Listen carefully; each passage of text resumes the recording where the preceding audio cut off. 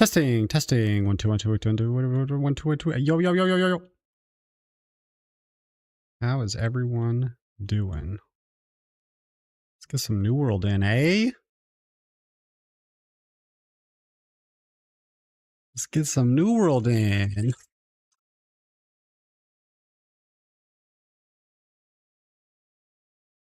Okay. Let's see.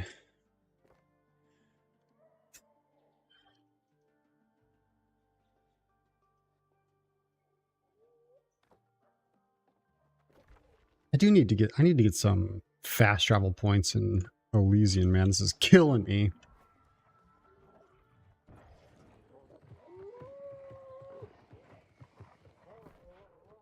Oh god, I have so many weapons.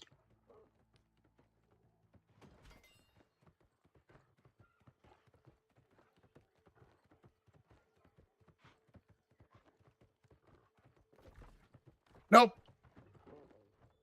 Can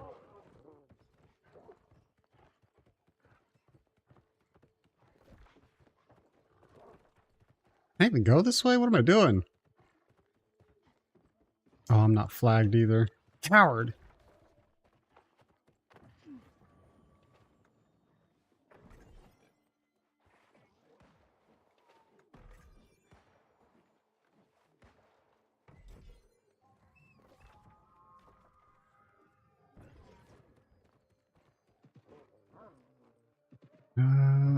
Oh no. Oh no. Wait. Wait.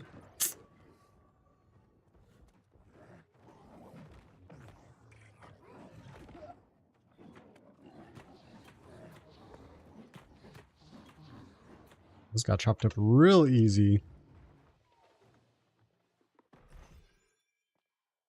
I'm over encumbered. No way. Oh no. What am I going to do? Oh man. So many of these seem very usable, which is why I'm still holding on to them. Oh, those are great boots.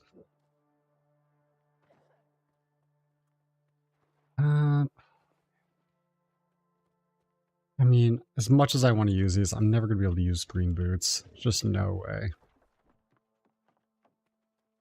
No way.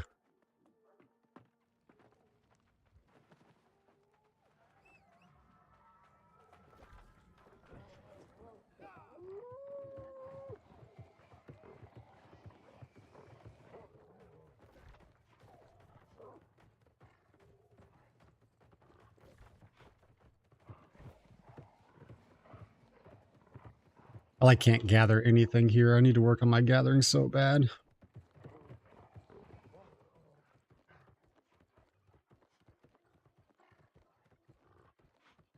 Mr. Inky Inkwell. What? A new track live? Oh, baby. Let's play it at full blast right now. How about that? How you doing, mate? I know what you've been up to.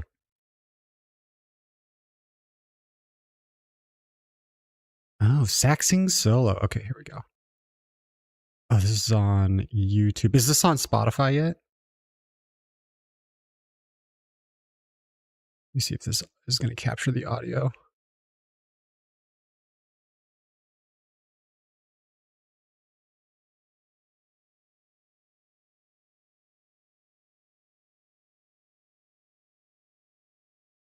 Spotify in 2 days. Okay.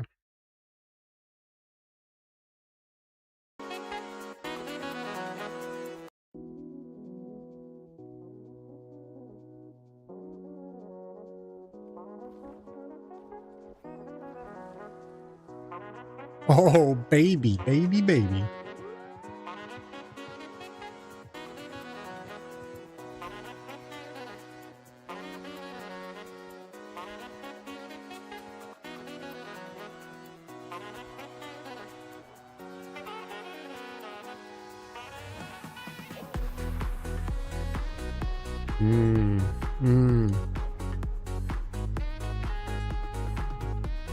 I don't know if you remember this about me, but I used to hate the saxophone.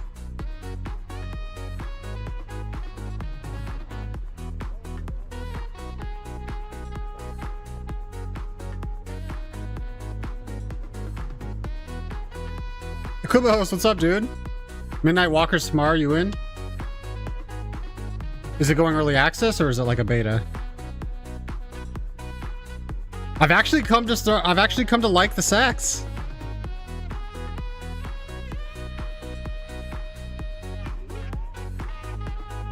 We may have turned you. Yeah, I've actually started to like it, dude.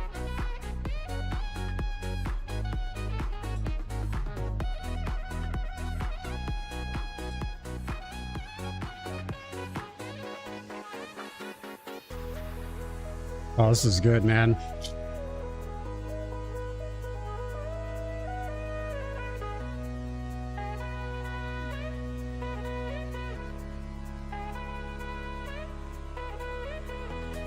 I don't know what a bridge is, but I love it.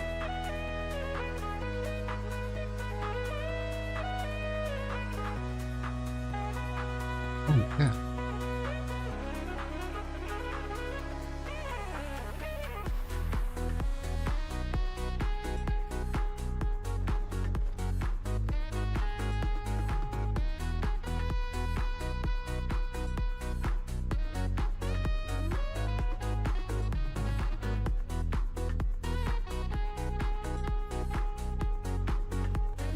What is...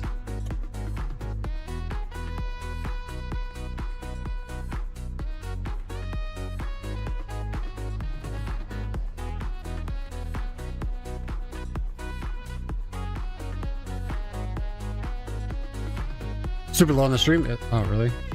It's loud for me.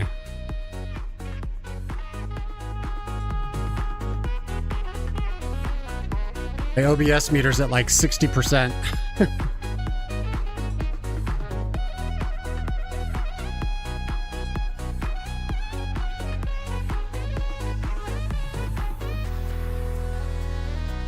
Put Epic Sax on, man. Epic Sax, man.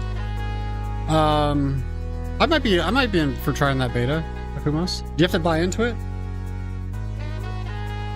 Game I'm most excited that's coming.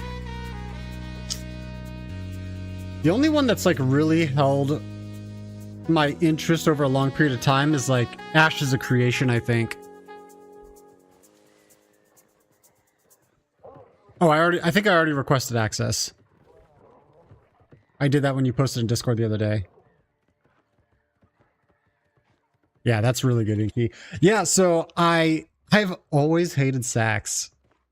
And ironically, I think it's because of the old Cowboy Bebop intro, which I know is gonna really piss you off, Inky, but yeah, something about that intro I was just like not feeling. And then when I watched the Cowboy Bebop live action on Netflix, which I think is the same intro, I was like, damn, I actually really like this now. And I have no idea why. And then I think you know this, Inky, but Tuggy and I went to a Midnight concert like a month or two ago. And dude, nothing slapped harder during that whole concert than when the sax guy ran up to the front of the stage and just started shredding. And dude, the crowd would go absolutely wild every time. It was so much fun.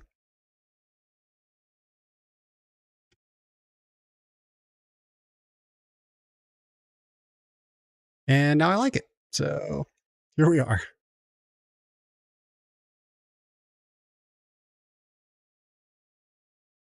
Cowboy Bebop is insane. Your IQ curve. Cowboy Bebop is insane. Yoko Kanno is one of the most amazing jazz writers of this generation. And yes, the Midnight is nuts. Iris and I went as well out here. Yeah, dude. That was such a fun concert. I haven't been to a concert in like at least 10 years. That was a really good time. Yeah, I think Ashes of Creation is probably my most anticipated at the moment. I've heard rumors that they're working on Bloodborne 2. I think that'll also be really good.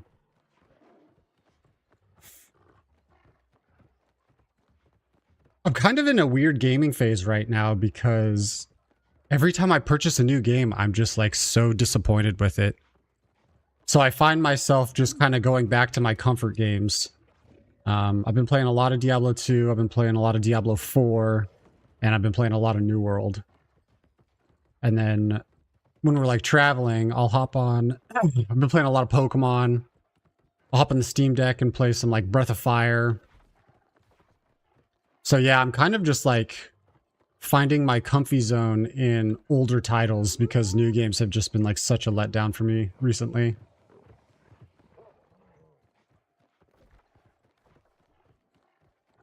Yeah, Cowboy Bebop and Samurai Champloo have the two greatest. Oh, dude, Samurai Champloo is such a great anime. Same people made it. Oh, did they really?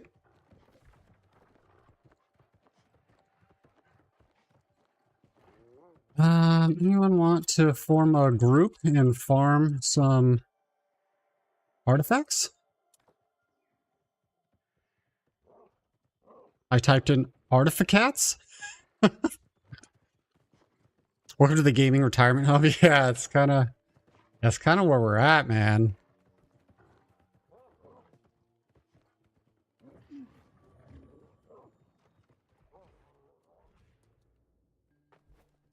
What happened to Soul Mask? Man, I really, really like Soul Mask. We just got distracted with Diablo 4, but they've actually made some pretty cool changes recently. The main problem with Soul Mask for me is kind of like the main problem that I see with a lot of these crafting survival games is that after like the first week, the population on the servers drop by like 95%.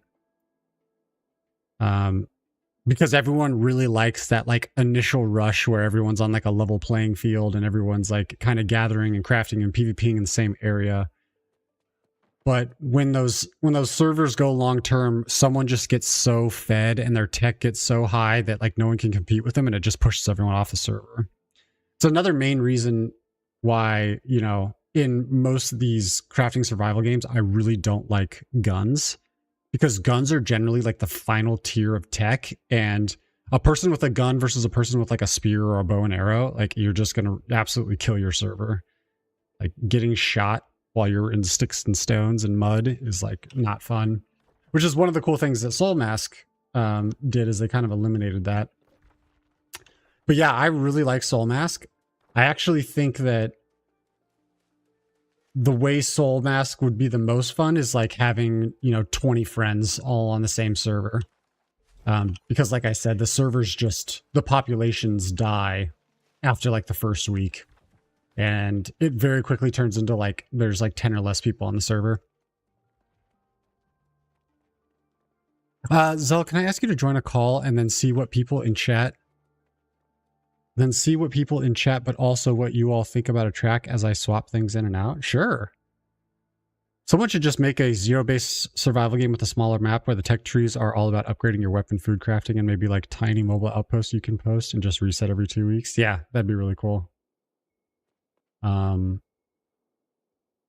Weirdly, I've really been kind of jonesing for Atlas lately. That game came such a long way, and there's just something about sailing that is like so enjoyable.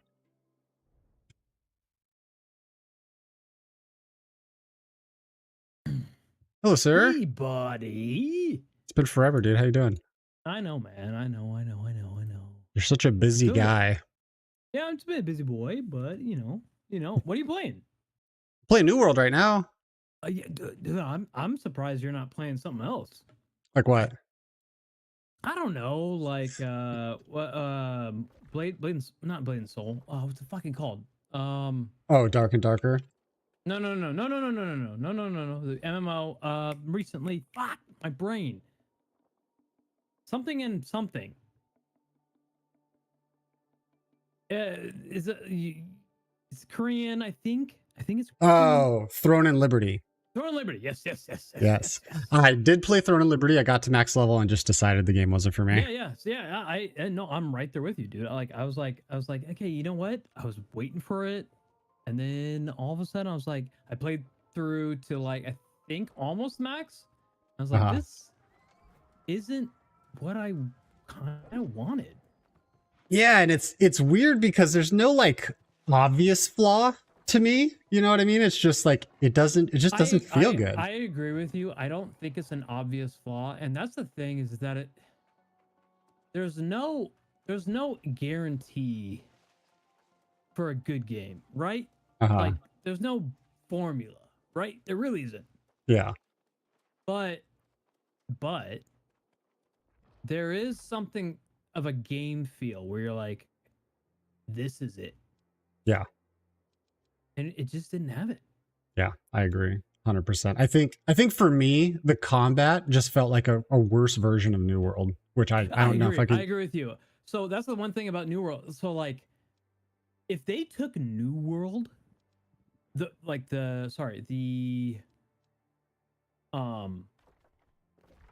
way that it's I say the New World, if they took the world of New World, Mhm. and the interactions and all that kind of stuff with the combat, but they put all the visuals of Blade and Throne. Uh-huh.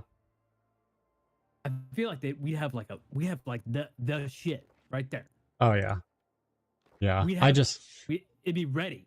yeah. So New World's my guilty pleasure, man. I just keep coming back to it, and the new update has made it feel much better. I mean, don't get me wrong. I as far as like the new, I'm gonna play you the shit here in a second. But as far as like all the like the combat and like the story elements, I feel like they got it. I just don't like the visuals. That's I don't feel like it's there. I just don't feel like it's there. That's surprising, man. I mean, compared to a lot of the games out there, New World, I feel graphically is. It's not so no, not graphically, It's the art Mm, style. It's okay. the art direction, right? Yeah. It's not graphically. It looks pretty great. It really does. I just don't like the art direction. Like it just feels so disconnected from everything. Like it's just like, oh, I'm gonna go over to the desert realm. I'm gonna go over to this thing. It's like nothing feels connected, right? It just feels like weird biomes where people are like, oh yeah, this is the other thing. It's like, yeah, but how does that connect to everything else? Hmm. Interesting. Okay. It just doesn't feel connected. Yeah. I think I also showed it to Tuggy, and I think his thing was like, I don't think he liked the colonialism mixed with like the fantasy. I mean, so I know what he's going. I know his input on that. I know what he's thinking, and I agree with him. I don't like the colonialism with the rest of it because it just feels like it takes this weird jump into a fantasy. Uh-huh. Colonial is not fantasy, you know what I'm saying? Yeah. Colonial is very rooted in history. Yeah. And then all of a sudden you leave that and it's like, wait, what the fuck just happened? I'm like, now I'm in some other place. Like I don't, again, everything looks, as far as graphics go, it looks very nice. It really does. Mhm. It just doesn't connect. And it takes, all of a sudden you're just like, I'm lost. What just fuck happened? Like what are we doing? Like where are we? And you're like, okay, I'll continue. Sure, great. And that's what it is like. And it's like that's the difference between that and like Final Fantasy 16, right? Like was it a good game? Did it sell really well? I don't know. Like look at the numbers, whatever. But the story was fucking outstanding, and You're talking about 16, not 14. no, 16. Okay. The newest single player release. Yeah, yeah, okay. The game was great. The story was great. The characters were great. Was all the combat and mechanics great? Nah, there could have been some improvements there. Absolutely. Yeah. But it felt good. yeah, like overall, it felt really good, especially like when you combined it with the story. And that's like the real big part is like how good did everything aid the story? Yes, it did. Yes, it did. Does New World's world aim or aid the story? I don't think so. So it's interesting that you say that because they've completely redone the story. Did they really? Yeah, it's completely redone. Really? Yep. They trashed the old one and completely redid the new one. And So you're telling me if I started a new character, I would get a brand new story? yeah, you would not recognize anything. No shit. Yeah, totally different. And I think it flows way better than before. Well, I may have to try this then. If you want to, I dude, I would love that. If you want to guide me through the brand new story, I know that I have to like go through some like bullshit what do you call it, tutorial shit, but Oh, dude, that would be a after I get through blast. that, I'm down to you guiding me through it. I'm Dude, down. let's do it. You Yeah, let me know yeah. as soon as you're free, and I'm I mean, going hard. shit, maybe leave them later tonight or tomorrow. I'm Yes, hell yes. Let's Yeah. go. Okay. You want to hear this shit? Yeah, hit me with the music. Okay, so you already the sax. Yeah. Love it. Yep, love it. So you heard so you know Boxy Fresh. Yep. That's another new track for him. What do you mean That's that's the one it's that you another sent. new track? It's another new track? Yep. What does that mean? So I already made him one track, and I think I sent you it. But It's for him. Got it. Okay. Yeah. It's literally for Boxy. So here's, Okay. but this is another new track from the album. I know I'm way behind. I've gotten way picky, and I'm like, I can't release this shit. Anyway, so here we go. So it's I'm gonna play for you a couple. Like we're gonna go through the hook a few times, but you're gonna hear the intro one time. Get it? Yeah, I'm gonna turn Okay. New World's music off so we get 100% of this. Yeah, I'll let you go. Let me know when you're ready. All right, music's off. I'm ready when you are. Okay, ready? Go. Can you hear that? Yep. Okay, cool.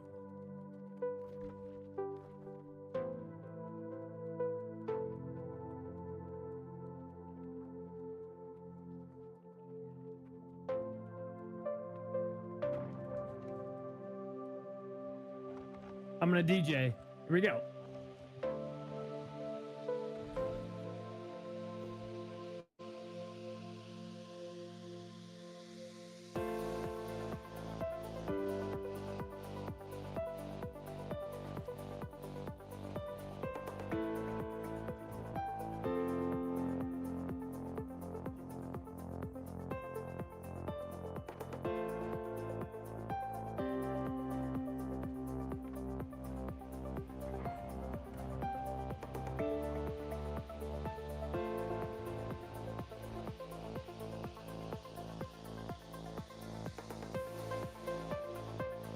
There we go.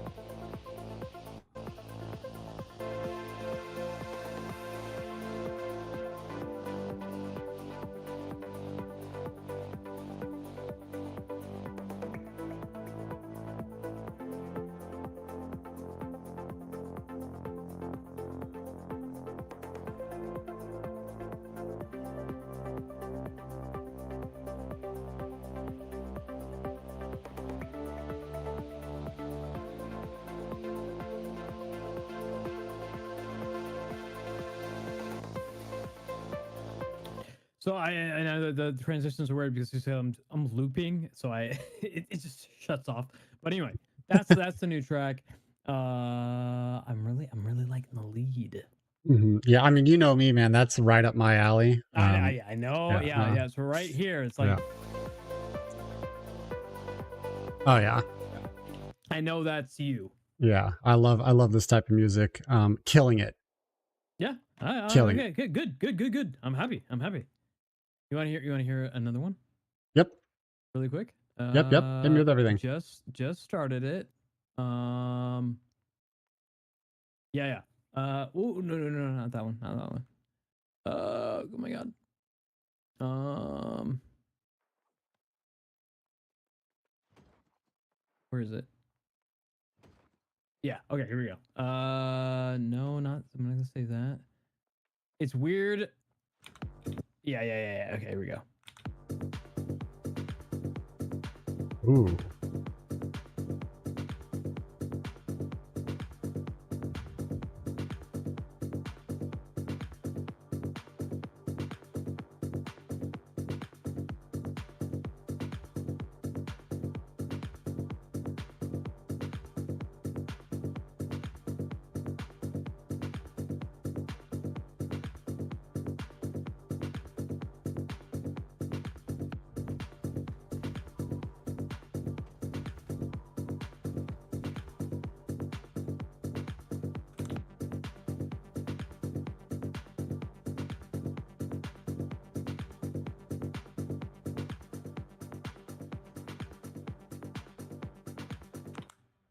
Oops, sorry.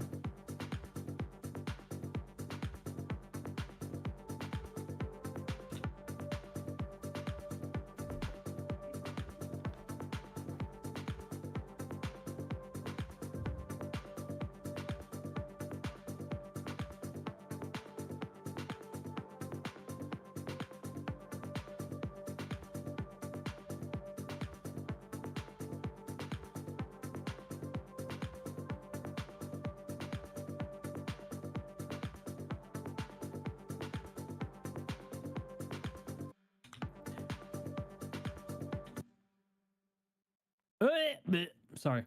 Trying to focus in on that. It's so far gone. But I that's like that gonna one a lot. be the second to last track on the album. Mm-hmm. There's gonna be 3 tracks on the album: intro, mid, and ending that are fully um orchestral. Okay. Like like a symphony, Mm-hmm. but with electronic elements looks mixed in. So kind of like an intro, a a rest, and then an ending that is like, symphony plus electronic music that are kind of like piece. They're like big pieces of the album, and then everything in between kind of just fills in everything. Mm-hmm. Yeah. But this is the second to last track, and I'm trying to get it weighed in. I'm just trying to find the right bass. I like Bass. I like that one a lot. I like the You beat oh on you that one. okay, yeah, yeah, yeah. I saw that's what I knew you would like. Yeah. That shit right Yeah. there. That's it. Yep. Yeah, yeah. I knew you'd like that shit. But we're getting there. I I like it a lot, man. I said at the beginning of this year that I was gonna do 2 albums. I was wrong. It's harder than I thought. And and we're getting there with 1 album. So Well, how often are you trying to do everything perfectly and like going backwards in progress because it's not good enough? um hmm, If you're being honest with yourself. more often than not. Yeah, okay. Yeah. I feel like And that's just because like I just want, if I'm gonna put out my first album, I want it to be good, you know? And it's not necessarily that it has to be perfect. I really don't think that, okay. but I want it to at least I want to at least be proud of it, you know what I'm saying? Uh-huh. Yeah. And then and then I can move on from that. Okay. I'm good as long as I'm proud with what I put out. I'll move on to the next one. Okay. But right now I'm like, there's a couple things I'm like, do I really like that? yeah. And again, a lot of people are like who have given me input. I'm like, they're like, yeah, this is fucking awesome. I'm like, yeah, but I'm not, I'm just not happy with it. And again, even with the one that I sent you, the sax one, like Mhm. I put that out and it was just one rant. Again, I understand where I'm coming from on this one, but one random person in chat who like weighed in on of it, weighed in on the track. It's like Uh-huh. it sounds like it's mixed really bad. And I was like, what do you Oh what? no. And I was like, what? And he's like, so I asked him, I was like, hey, what in the mix is bad to you? Let me fix that. You know, let me try to improve that. And he's like, the kick is way too punchy. And I was like, okay, well, that's not the whole mix. That's just the kick. And he's like, well, so here's what this is what ended the conversation. He goes, over EQing a kick is what makes a bad punchy kick, little bro. He said, little bro. I was like, are you okay? So the fact that you said lil bro means I now know what generation you're from. You probably found some sort of YouTube video and you thought that you know what you're talking about, and now you don't. But then I sent it to a couple of homies who are literally signed producers, right? Like they work in the industry, have their music in what do you call it? Rocket League, right? Oh, nice. Yeah, and I'm like, "Hey, can you listen to this and just tell me what you think about the mix?" And they just sent me the feedback, and I just had to adjust a couple things. The funny thing about the whole thing is both of them said, "I never thought the kick was too punchy." They're like, "In fact, the kick was too low." That's funny. Yeah, I mean, you know this, but anything you put out on any sort of social media, the negative crowd is going to be the loudest. Oh yeah, of course. But you know, you know me. I'm like, I'm gonna accept. I'm gonna accept criticism It's credible. if it's credible, right? Yeah. And so I hey, give it to me and I'll listen to it.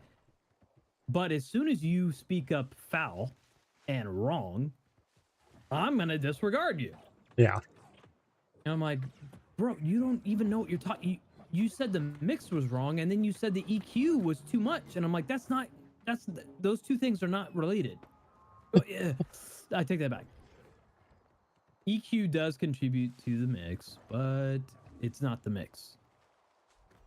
Well, little bro. Little bro, and I'm like, okay, so the fact that you call me little bro definitely means you're not my generation. It's funny. But whatever. You got more? You want more? Always, dude. Want to hear it all? Let me see. I may have already shown you this, but maybe not. Hey, it's giving the chat something, right? Yep. Let me give you this. Yeah. Okay, so again, I have this not is a heard this. preview of it. Yeah. So this is a preview of a track that I'm helping with on the vocals. I'm helping also produce it. I am going to be doing the official remix of it on the release, but the actual official track is not out yet. Mm-hmm. It will be out soon. This Okay. is not part of my album. I will be doing the official remix though. Okay. I want to mute.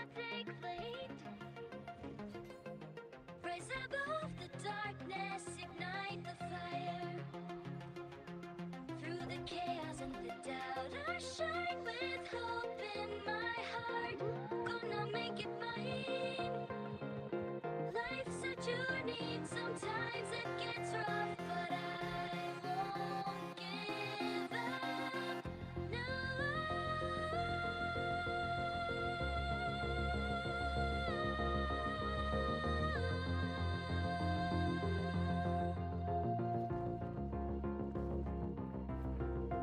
Here we go, baby. This is really good.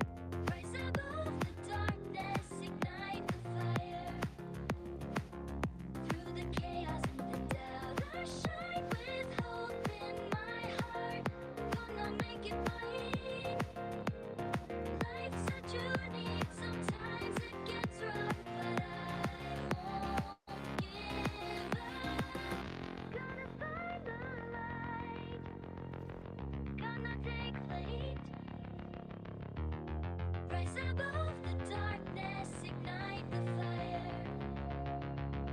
Through the chaos and the doubt, I shine with hope in my heart.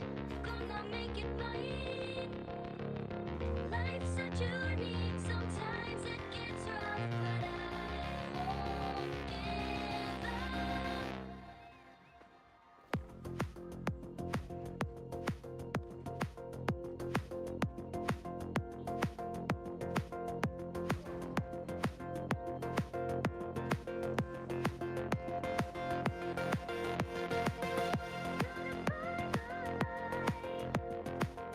Gonna take flight. Rise above the darkness, ignite the fire. Through the chaos and the doubt. So you get the official preview. What genre of It- music would you say this is? Like EDM, trance? So that's definitely EDM, like house, I would say. Okay. Maybe a little bit of progressive house, just because of the way that the melody progresses. But yeah, I would say more house than anything. There's something about female vocals being on a house track that just immediately makes it so No, much it better. hits. It just fucking hits, bro. Right? Yeah, I don't know what it is, but just female And did I- vocals on house music. Did I explain to you about those female vocals? Don't remember. Yeah. Okay. So do you know that those female vocals are 100% fake? Oh yes, you did tell me this. It's not AI. It's Yeah. not AI. It's synthetic. Yeah, it is really good. Yeah, the fact that that's synthetic, it's not AI, makes me like so fucking happy. Like the fact that I was able to get in there and design them the same, like the way that I wanted them to be, and the fact or the way that the original producer wanted them to be. I'm just like, oh my god, this is like so good, so good. It's so goddamn good. So did you actually make that song? I made the vocals for that song and I redesigned the bass track for that track. Well, the And vocals are my favorite part. So Yeah, I'm working on the remix for it that is very different. It's more techno rather Okay. than house. uh-huh. A little bit more my style than the original producer style. Yeah. Which you've already heard his music. You probably heard LTP. Remember I sent you his tracks, LTP? Yes. Yeah, so that's my co-producer, and he wrote that track. Yeah, this is all really good stuff. Yeah, it's gonna be good. It definitely gonna be good. Let me give you another one. Let's see. Might have to quit your day job and become a DJ. No. So no. So what? DJ is one thing, producer's another, Mm-hmm. and there's no way. Dude, I'm gonna have to get big to be a like full-time producer. I think you are the man with the skills to get big on any platform. I don't think so. But I do think that I'm doing a pretty good job. Again, not enough to be to be a fucking full timer. Here you go.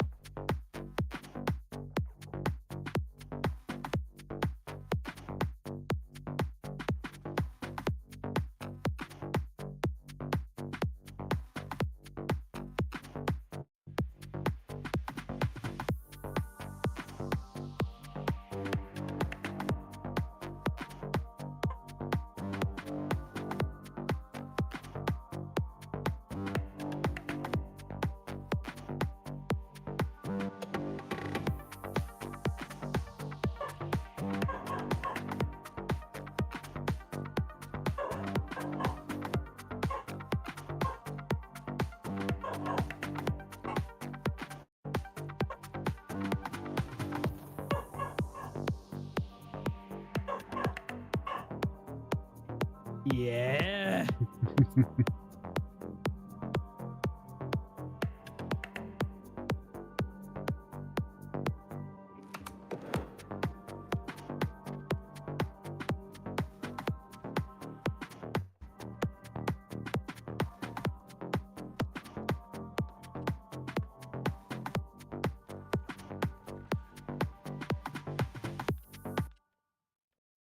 That one slaps. I like that one a lot too. Yeah. No bad ones yet, dude. We're getting there. We're getting there. The more and more I do it, the less and less I have flops, I find. Mm-hmm. And not to say that there's not still flops. And that's the dog. But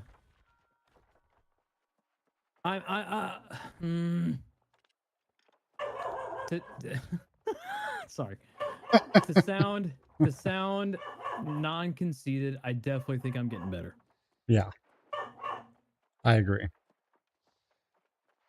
What's the worst song you've ever made? I want to hear that. No, no. Yeah, I want to hear the absolute worst. I gotta find it then. Oh no. Hold on. Oh my god. I'm gonna have to think about that and I have to find it. Oh god.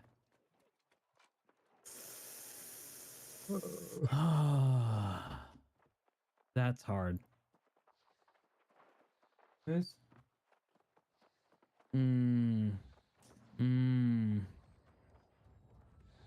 So the funny thing is that it's probably something I don't even have on file right now. Okay. But if I have some, based off of things I have on file, fuck. What's up, Red? Okay. So here's the thing: it's not my track, but it is a track that was written by somebody else that I tried to do a remix of, Okay.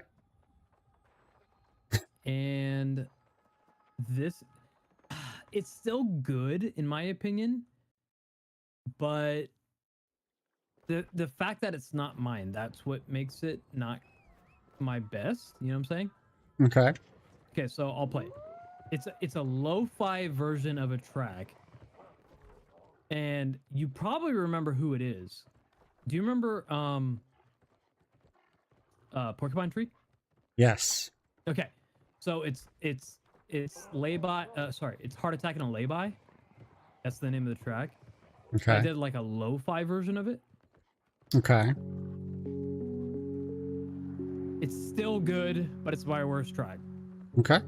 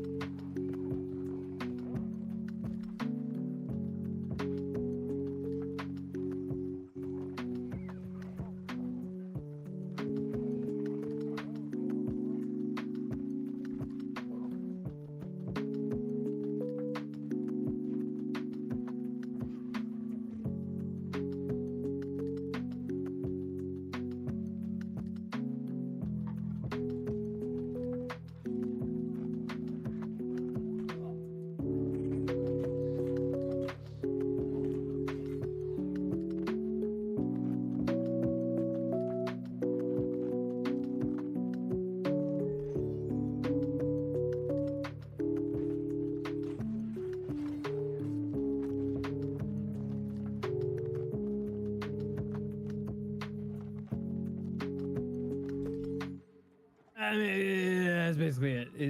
It's poorly. It's not even mastered, but also poorly mixed. And then I thought it was fine. I mean, it sounds great because the writing is really good, right? Okay. But that's because the writing is really good. When you played the song for Boxy, the new one for him, did you play it through Discord like this? I sent him the WAV file. Okay. But the problem with that is that Discord still, regardless of whatever file format it is, it still compresses it. Which Yeah. is why somebody was like, I do think the And- quality playing through Discord is probably not as good as it actually is. no, 100%. It's not what it is. Let me try to find another one that you haven't heard. I think you've heard this. I'm gonna open it anyway. Yeah, we're gonna open it anyway. That's not playing. What is going on? Oh, it's because it's soloed. There we go.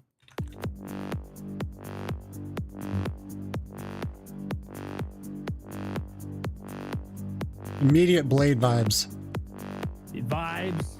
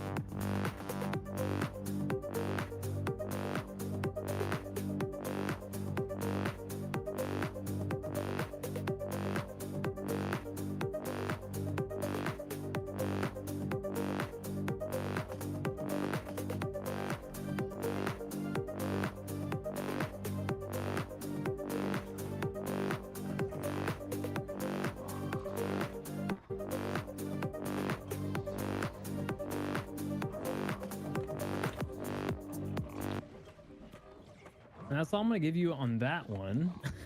That one's really good. The first portion of it made me want to watch Blade. Blade as in the Vampire Hunter. Yeah. Oh, okay. That's a good vibe. Yeah, I like that a lot. Oh, I fucking love Blade.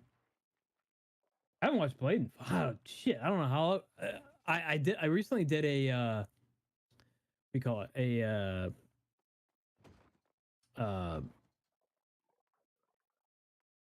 What do you call it? Was it binge of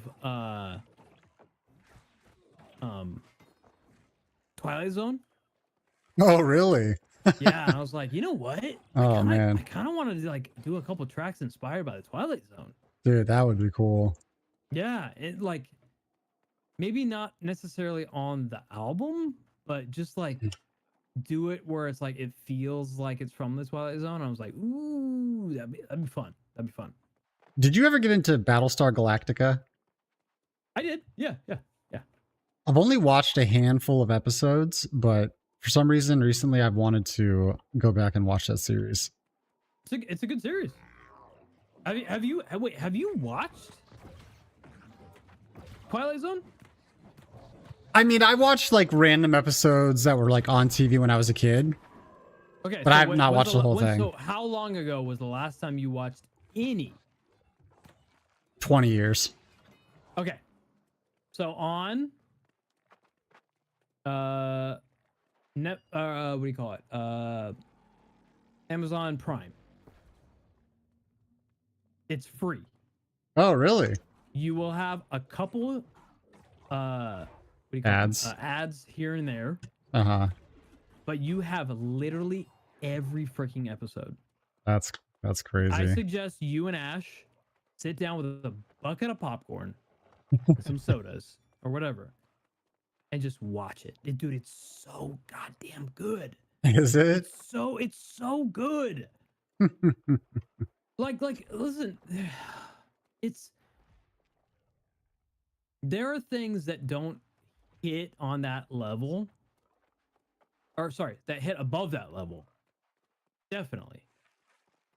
But overall, like, Twilight Zone's so good, dude. It's so good. Yeah. It's just because the writing is so good. This conversation is making me want to go watch Firefly now. Yeah. And that too. Firefly, all the old fucking like what do you call it? Friday the 13th, you know, all like all the classics, right? Mm-hmm, mm-hmm. And I was sitting here because I usually do without Iris. I usually do like a Halloween month, like what do you call it? What's the we watch a bunch of movies together? Shit. Marathon. Marathon. There you go. Yeah. I usually do a marathon. And I Yeah. try to find stuff that I didn't watch before. But this time around, like I ran into things where I was like, you know what? I've already seen this. I already seen that. I've already seen this. Is there anything good new? No, probably not. And so I was like, you know what? Let's do things that I have seen before but are old, and then go from there. And so like I did like Friday the 13th. I did, you know, Nightmare on Elm Street. I did Twilight Zone. And it's just been a great freaking vibe. Yeah. Yeah, that does sound like a lot of fun. Yeah, it is. It really is, especially when you have like snacks and shit, and you're just like, oh, dude, this is so good. Just chilling. Yeah. Well, Yeah. I've got the movie for you. What's that? I think it's on Netflix. I just watched this like last week. It's Okay. called Viking Werewolf. Is that a B movie? It's like a D movie. But I was just in one of those moods where I'm like, dude, I want to watch like some weird bad television. You know, I was like looking at Sharknado. Yeah, it's like a Sharknado movie. Okay. But, Okay. Yeah. You know, it was actually Listen. it was better than I thought. Here's the thing. I don't have a problem with those movies if they entertain to the degree that they need to. Yeah. And if they do, then I'm right there for it. Yeah.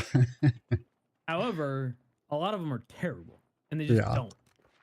So I'll, dude. If you said, what was it called?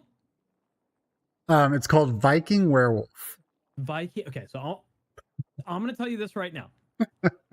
Tonight, I will be watching that. Oh god. I can't wait for your full review. Tomorrow, I will message you, and I will let you know what I think. Okay, yeah. It's not I like honestly I'd probably give it like a 6.5 or like a 7 out of 10. I thought it was going to be that's your honest review. yeah, I thought it was going to be like a 4 and I was like kind of in a bad movie mood, but it actually turned out being better than I thought it was going to be. Do you think it's because of your mood, or do you think it was because it was real? You know, like I was genuinely entertained by this film. Yeah, I was more entertained than I should have been. For blank, blank, and blank. Yeah, like I was not bored throughout the movie, which I thought I was going to be. Like the acting was much better than it should have been for that type of movie, in my opinion. Right. Okay. So yeah. So I just recently watched a film, and you may know this one, but it's about like a group of friends, like 4 friends, going to an island on Hawaii, and it's like a cursed. What do you call it? A cursed resort where they're like, oh, there's, but even before the resort was built, they're like, oh yeah, it's there's the half-faced woman or whatever, or something like that. Do you know this film?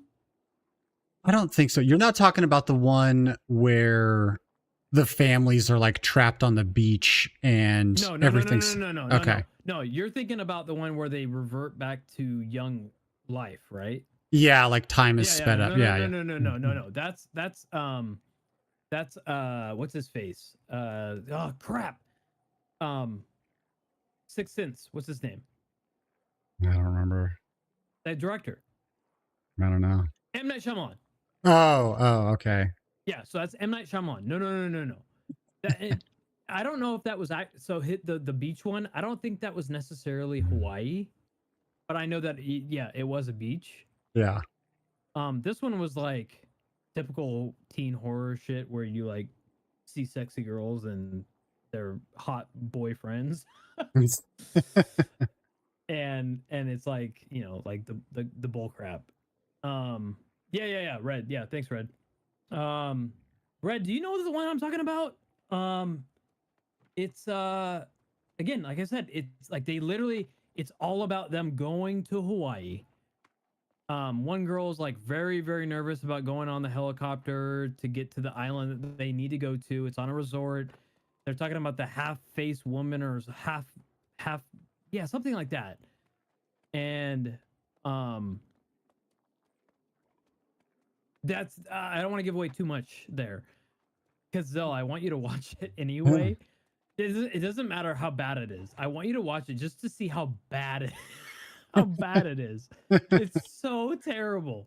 It does not Looks sound like- familiar, but I'm in a bad movie mood. The beach? I don't think it's called The Beach, Red. With the No, video game scene. With the video game? No. There's no video game scene. Red. Oh, god damn it. Hold on. People go to Hawaii. Curse movie? I'm typing in bullshit, right? I'm trying to find the thing. No, that's not it either. No. No. While you're looking for that, have you ever gotten into Bollywood films? A couple, yeah. Dude, I recently started watching Bollywood and I freaking love it. Those movies are so much fun. Dude, some of them are really good. I watched a guy punch a tiger the other day. It was like the best dude, scene. Yeah. Dude, some of them are really, really fucking good. Yeah. Hold on. I need to find this just for Red. Not Perfect Getaway. Oh my god. It changed my fucking input.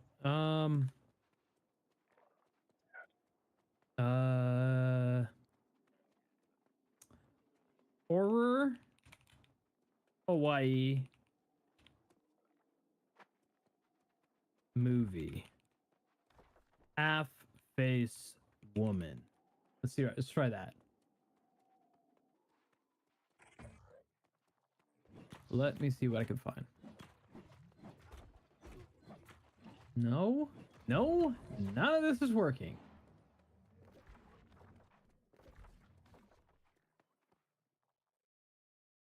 You know what?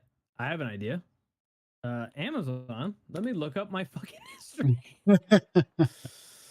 Amazon Prime.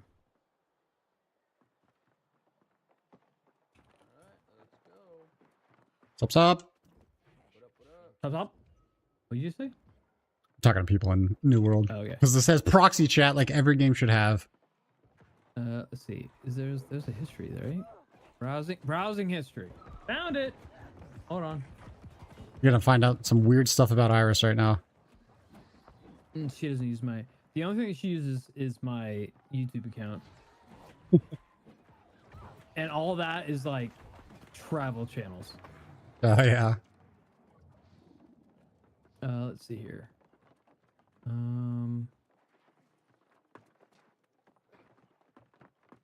Let's do this. Amazon Prime history. Crap, forgot Your what browsing year to history. do. No. Fuck Haven't my done this asshole. since season 4. I don't want you to do that. I'm just saying it. Ah, there you go. Digital orders? Maybe? All right, while you're looking that up, would you live in Japan? No, absolutely not. How come? Because the democracy, not democracy, but the government and everything like that has to do, like all the stuff that has to do with like living there Uh-oh, got one on me. is a mega pain in the ass from everybody that I've ever watched. Like trying to get an apartment, trying to like you're like doing your health checkups, trying to even get a credit card, no matter how much money you have, is Really? a pain in the ass. No shit. Interesting. Like, I could send you a ton of videos of the people who are like, I love living here, but this fucking sucks. Uh-huh. And I trust them. I very much Yeah. trust them. Yeah. I would love to live there just because of the beautiful scenery and the different countrysides. But all that, I'm like, nope. No, it's just fucking pain in the ass, bro. You think you're going to stay in the state that you're in now forever? As long as Nintendo stays here. Yeah. Probably, yeah.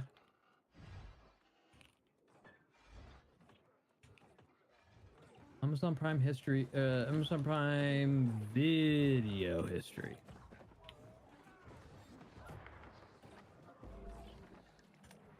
I got him on heels. I got him. How do you do this? How do you fucking do this?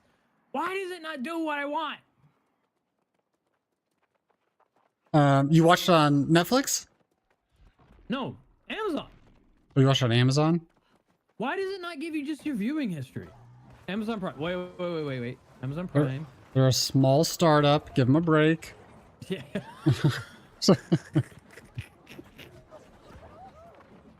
Explore my deals. No. Oh my god, bro. Red, as soon as I know, I'll let you know. I want you to watch it anyway, just because it's a viewing experience. Yeah. Yeah. The two females in it, very hot.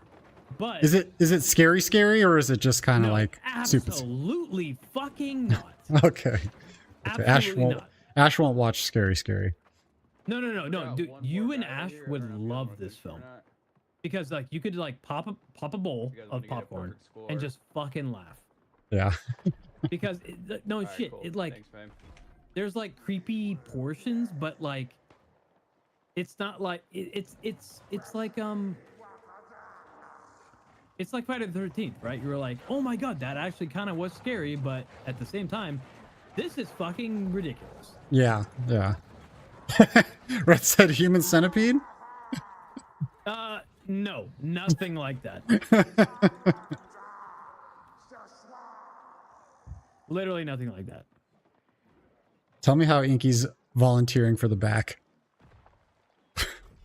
Excuse me? What does that mean? You've never watched Human Centipede? Oh. The back. No, Yeah. absolutely not. No, I'm front, motherfucker. Absolutely not. Hell no. Absolutely not. I'm a degenerate, but I'm not that bad. Where would you want to be? Middle. I want to experience everything. No, you are fucking disgusting. You're disgusting. You're gross. Red, where do you want to be? Oh, you know where he's going. Yeah, he's going back. I know where he's going. He said watching. Watching, you fucking bitch. You have to be in it. You can't be watching. Choose your position. Front, middle, back. Don't be a bitch. I got him. I'm sorry if I'm fucking You got it. tanking your ratings.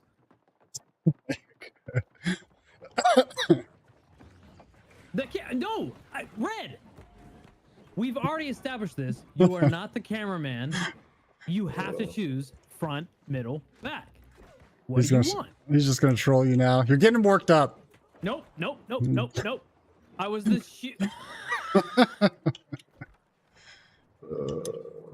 No. You have 3 answers. You have to choose one. You have 3 answers. You have to choose one. It's never gonna happen. No, that's all. If he can't choose one of those front, middle, back, then he's out. And he's You, a big. you, you don't get to watch anything. No, he's a big puss puss. Puss puss. I'd make a nice hat. What in the fuck? What? What a fucking bitch. By the way, I didn't get to talk to you about this. Mirror. But that God pack, Oh, dude, did you see that? I flipped my shit. God, I wish we were streaming it, man. Like the whole I really wish scenario. you guys were too. And beyond that, I wish I was fucking there. It Because I felt was so like, staged. "Holy fucking!" I was pounding my desk. I was like, "No fucking way!" Yeah! My hills are going up right now. It felt so staged because the whole series of events. Yeah, because Red brought you that shit. we couldn't have staged it for a movie better than how it happened. Lost my goddamn mind. It was so sick. Fucking sick. And that was your pack, right? You bought that. So Red bought like 40 packs.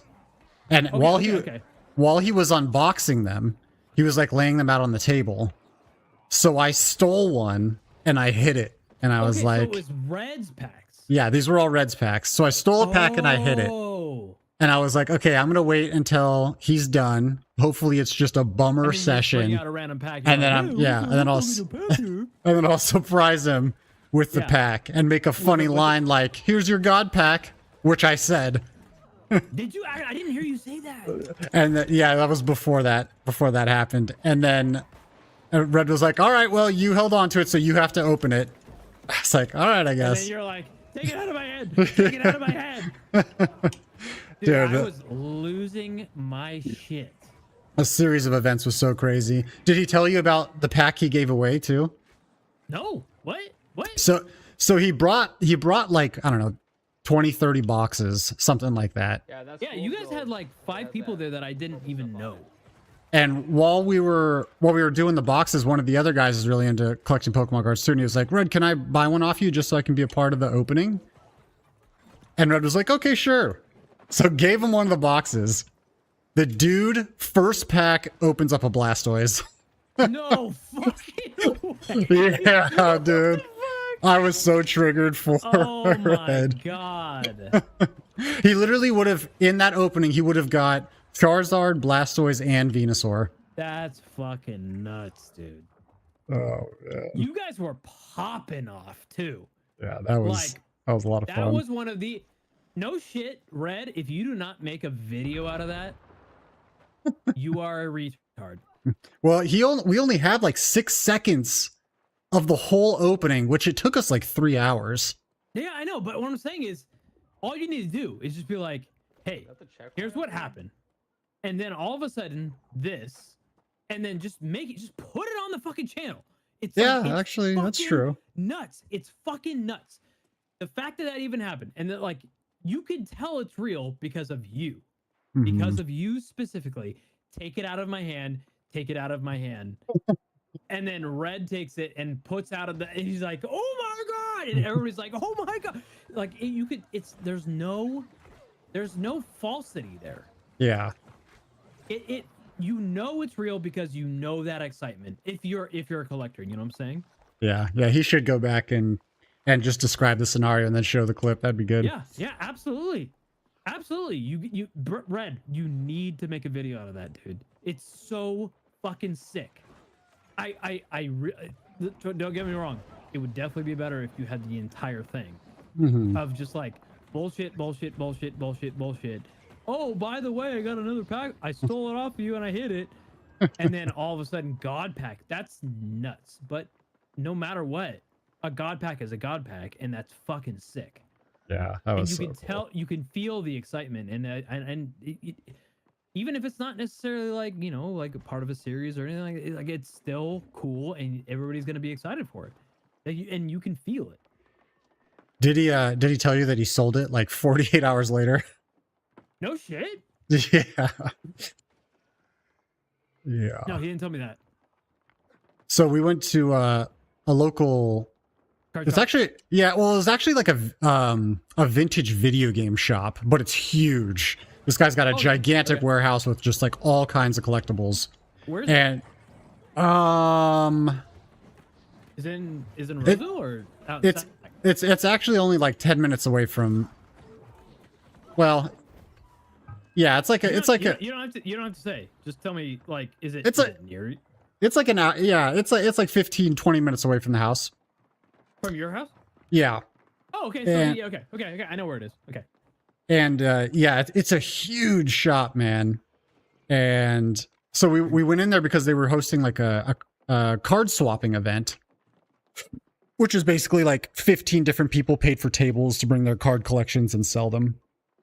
And he talked to this one dude for like an hour, and one of the vendors, and they like, they Okay. exchanged numbers and stuff because that guy and his son he was teaching his son how to get into the industry. So, and Red was Into also the interested industry as far as collecting like, and selling collecting? cards. Okay, Yeah. yeah. So of course Red was very interested, and so yeah, so I guess I think Red posted something on Facebook Marketplace, and this guy reached out to him, Cannonballs. something like that. And so the dude came over to buy his Charizard, and then saw his whole collection, and he ended up buying like $800 worth of Red's Pokemon cards. No shit. Yeah. Damn, dude. So 800 now- bucks? So now Red's gonna open a card shop, and we're gonna sell Pokemon cards for a living. Sure. Hey, listen, no shit. If you guys did actually open a card shop, Be so cool. I think I would actually be your first customer. Dude, I how would, cool would that be? I would literally fly out and buy your first pack, Dude, that would be so sick. and I would film it Yeah. just to say, hey, I was here. I was here, and this card shop became legendary. Yeah. Yeah, I would do it. I would do it. Ain't nothing wrong with fucking like building your own card shop, you know? That would be very cool. There's even, I don't know if you know about it, but there's a TCG card simulator on Steam. Yeah, I've been seeing a lot Yeah. about that. Yeah. All you gotta do is do the thing, right? Do the thing. And really, at the point, it's so hard to judge what you want, but like, you hold good events there, plus like openings, or you have good people who contribute like rare cards or whatever it is, your card shop's going to be successful, right? Like that's how it goes. It has Uh-huh. nothing to do with, oh, I'm a card shop. It's let's have events. Yeah. And at that point, it's all about getting permissions, right? Like getting permissions from whoever it is, or like, hey, we're a small card shop. We want to make sure that we get good attendance. We want people to be excited about things. Will you sponsor us? And then at that point, it's like, yeah, will they? Will not? They? Yeah. Uh-huh. And as long as you show the passion, I think it's there. And I really like, no shit. I definitely want to do Pokemon, right? Like you would definitely want to do Pokemon, but you also want to do Magic because it's like the other big one. Yeah. Also, One Piece is huge right now. I'm not sure why. Yeah, it is. And actually, not just One Piece, but what do you call it? Dragon Ball. Oh, really? Dragon Ball cards? Yeah, Dragon Ball is actually pretty big. But I'd fucking be there for like the first like drafting. Oh, yeah. Event. I'd be fucking there, bro. I'd be there. That would be so I, sick. I would literally. I don't go out for the bullshit events, but I would go there for that. We got to You get you guys back for don't- the you bullshit guys- you events guys- too. What? We got to get you back for the bullshit events too. No, fuck that bullshit. No, no, no, no, no, no, no, no, no, no. You have to, dude. It's the law. Nope, nope, nope, nope, nope, nope, nope, nope. I'm sorry, dude. TwitchCon's bullshit. Oh no, yeah, I'm not a fan over after last time. Nope. No, I'm not a fan from. I can't tell you when. Yeah. It's What a- bullshit. It's a bullshit event. But It's a party that you have connections to. That's all it is. That's all it is. if you're a It's bullshit. big partner, sure. If you're anyone else, no, dude, and that's what you're I'm there to saying. spend That's what money. I'm saying. That's what I'm saying. Yeah. But like let's say you go to Comic-Con San Diego or Comic-Con what do you call it? Seattle, right? What's it called? It doesn't matter. Seattle Comic-Con. Seattle Comic-Con or San Diego Comic-Con. If you have a good, nice inn, right? You get to go to some really cool parties, but beyond that, all the other stuff is still really fucking cool, right? Like, it doesn't matter what you go to, it's still really cool. Uh-huh. Everything beyond that, as far as the conventions go, it's just a popularity party. Yeah. And it's stupid and bullshit. And most people, I'm gonna say 98% of people have no benefit of going. They really don't. Yeah, I think really the whole event is for viewers to see their favorite streamer, and everyone else can get fucked. Yeah, no, you're absolutely right. You're 100% right. And that's why it's like, why would I go? Why would I go? To meet Boxy, re- something like that would be the only No. reason. I already talked to him. I already talked to the guy. But you haven't met him in person. It's a little different. He doesn't even fucking go. He doesn't even fucking go, bro. Yeah. And all I'm saying is, like, if I wanted to actually meet with him, I could meet up with him on my own. You know what con you would really like though? What's that? Tell me what you think I would love. BlizzCon. No, You would- absolutely not. you Nope, would nope, have nope, nope, nope, loved. Nope. I nope, promise absolutely not. you, you would have loved it.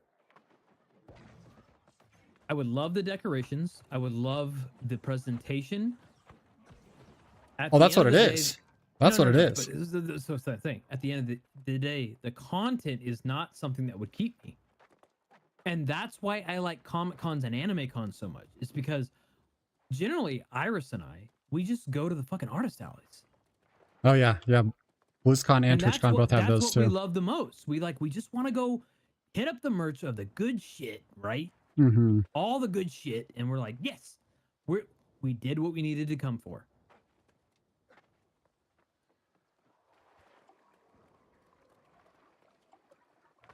But man, it was like the way they decorated the Diablo Hall, dude, I'll never forget it. It was so fucking sick.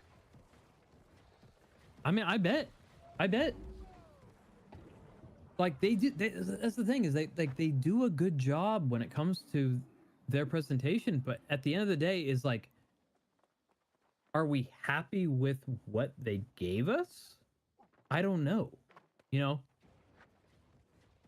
And I mean, Well, yeah, I guess it depends on what you're expecting out of a con, because if your well, expectations aren't aligned correctly, you're gonna have a bad time. You're kind of expecting a big announcement about whatever the series is, right? If you're even gonna be there, as far as the company goes, if you're even gonna be there to present something, you expect at least something Damn, dude. big. Now, at the last one, they didn't do nuts, like not much of anything. I will say that their last update actually was not bad. For Diablo? Yeah, I still don't agree that it was great, but it wasn't bad. Yeah. They did a good job.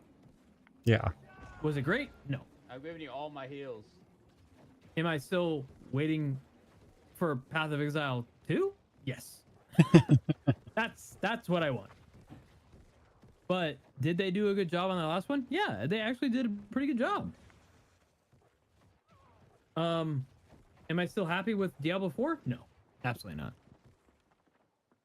I think in the genre, it probably I don't know if you can hear me, but I'm getting you all my heals to get. it probably places a little bit lower on the grand scale of things for me.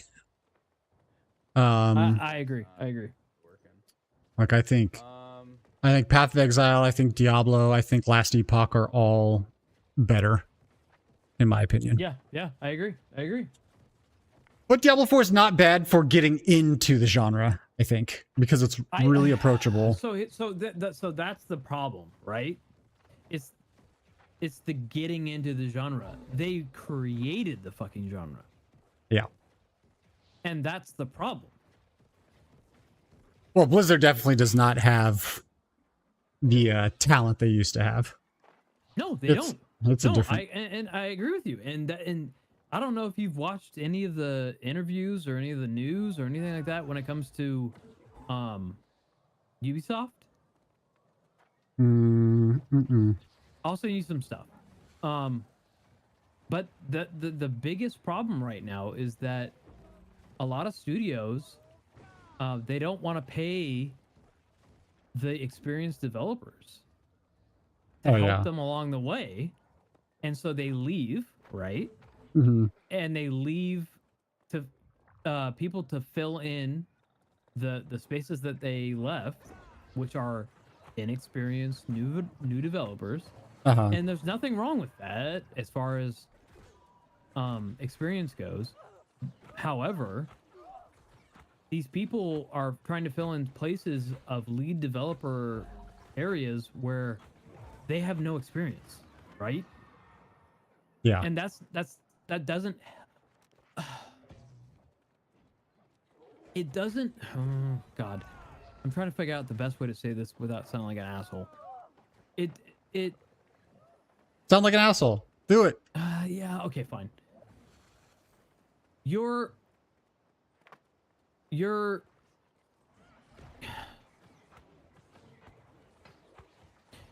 gaining your experience. You're creating a decently good game. However, you don't have the experience to make it a fucking great game. Yeah. And because of that, even you being a fucking lead developer, you're sitting there saying, "Hey, this is good. This is what I've done best." It's not the best though. It's not the best for the game. It's not the best for the viewer, or sorry, player. And you need somebody there to guide you on that fucking journey. And it's not against you. There's nothing wrong with being that person. It's just the fact that you can't fulfill that because you haven't had that experience. And you're just talking strictly about experience and delivering the best game or a great game. Yeah, basically that, and so that's what Ubisoft says. They like a lot of the developers. Well, Ubisoft the developers themselves has said those things unofficially. Uh-huh. Basically, Ubisoft has they don't want to promote people, and when they do or when they try to, they're like, oh no, they're not going to take the position because it's not a good enough position, because these people are fucking, industry vets. Uh-huh. And so they're like, no, I'm gonna go. I'm not taking this because it's bullshit. And so they take off, and the people that fill in are still new. And from what I've heard, sorry, I'm having hiccups. From what I've heard, that the people, oh my god, who are new. Yeah, I'm sorry. The people who are new they aren't like familiar. Like so, like let's take into consider. So okay, Zell, you are a new hire at Ubisoft or whatever studio. It doesn't matter. Uh-huh. Working on a first-person shooter. Let's say that you've only worked on MMOs or like top down action RPGs, right? Uh-huh, yeah. Do you think that people on your team should take your word into consideration working on a first-person shooter, other than you playing? I mean, take into consideration, yes. Should I be leading the team? Absolutely not. Yeah, absolutely. So that's the problem right now with Ubisoft, is that a lot of the people that are filling in places who are taking in leadership roles have not worked on a first-person shooter or whatever the thing that they're working on is, right? Mhm. Yeah.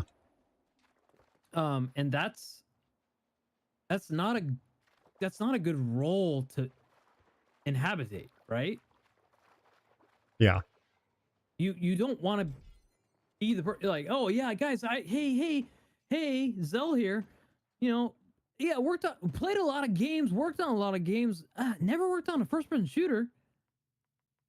And then they're like, hey, yeah, you're taking on the first-person shooter lead role. That's not a good thing. I don't think I would accept it. Yeah, so, Personally. exactly. And that's what I'm saying, is like, you're right. As a person with common sense, you wouldn't take it. You'd be like, no, absolutely not. Give it to somebody else who knows what they're fucking doing. Yeah. But the problem is that people are like, oh no, I'm going to take this because it's more pay and I want the thing. But they don't have the experience, right? Yeah. And What are some of Ubisoft's big games? Wait, what? What are some of Ubisoft's big games? I mean, Like some titles everyone would know. I mean, Valhalla, right? All the Assassin's Creed games, right? In the Okay. past, I Yeah. would say 6 years of the good ones. I'm not talking about Black Flag. Well, actually, even Black Flag was actually pretty good. The last one that was actually good was Black Flag, but Valhalla was the best as far Okay. as in the past like decade. But once you get past that, it's just like, what are you doing? What are you doing? Like, it's not good. You could definitely tell that the shit is not polished. Mm-hmm. It's just like, why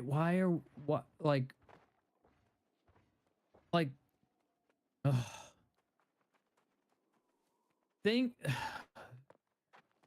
Politics aside, right? Politics aside, it's just not good.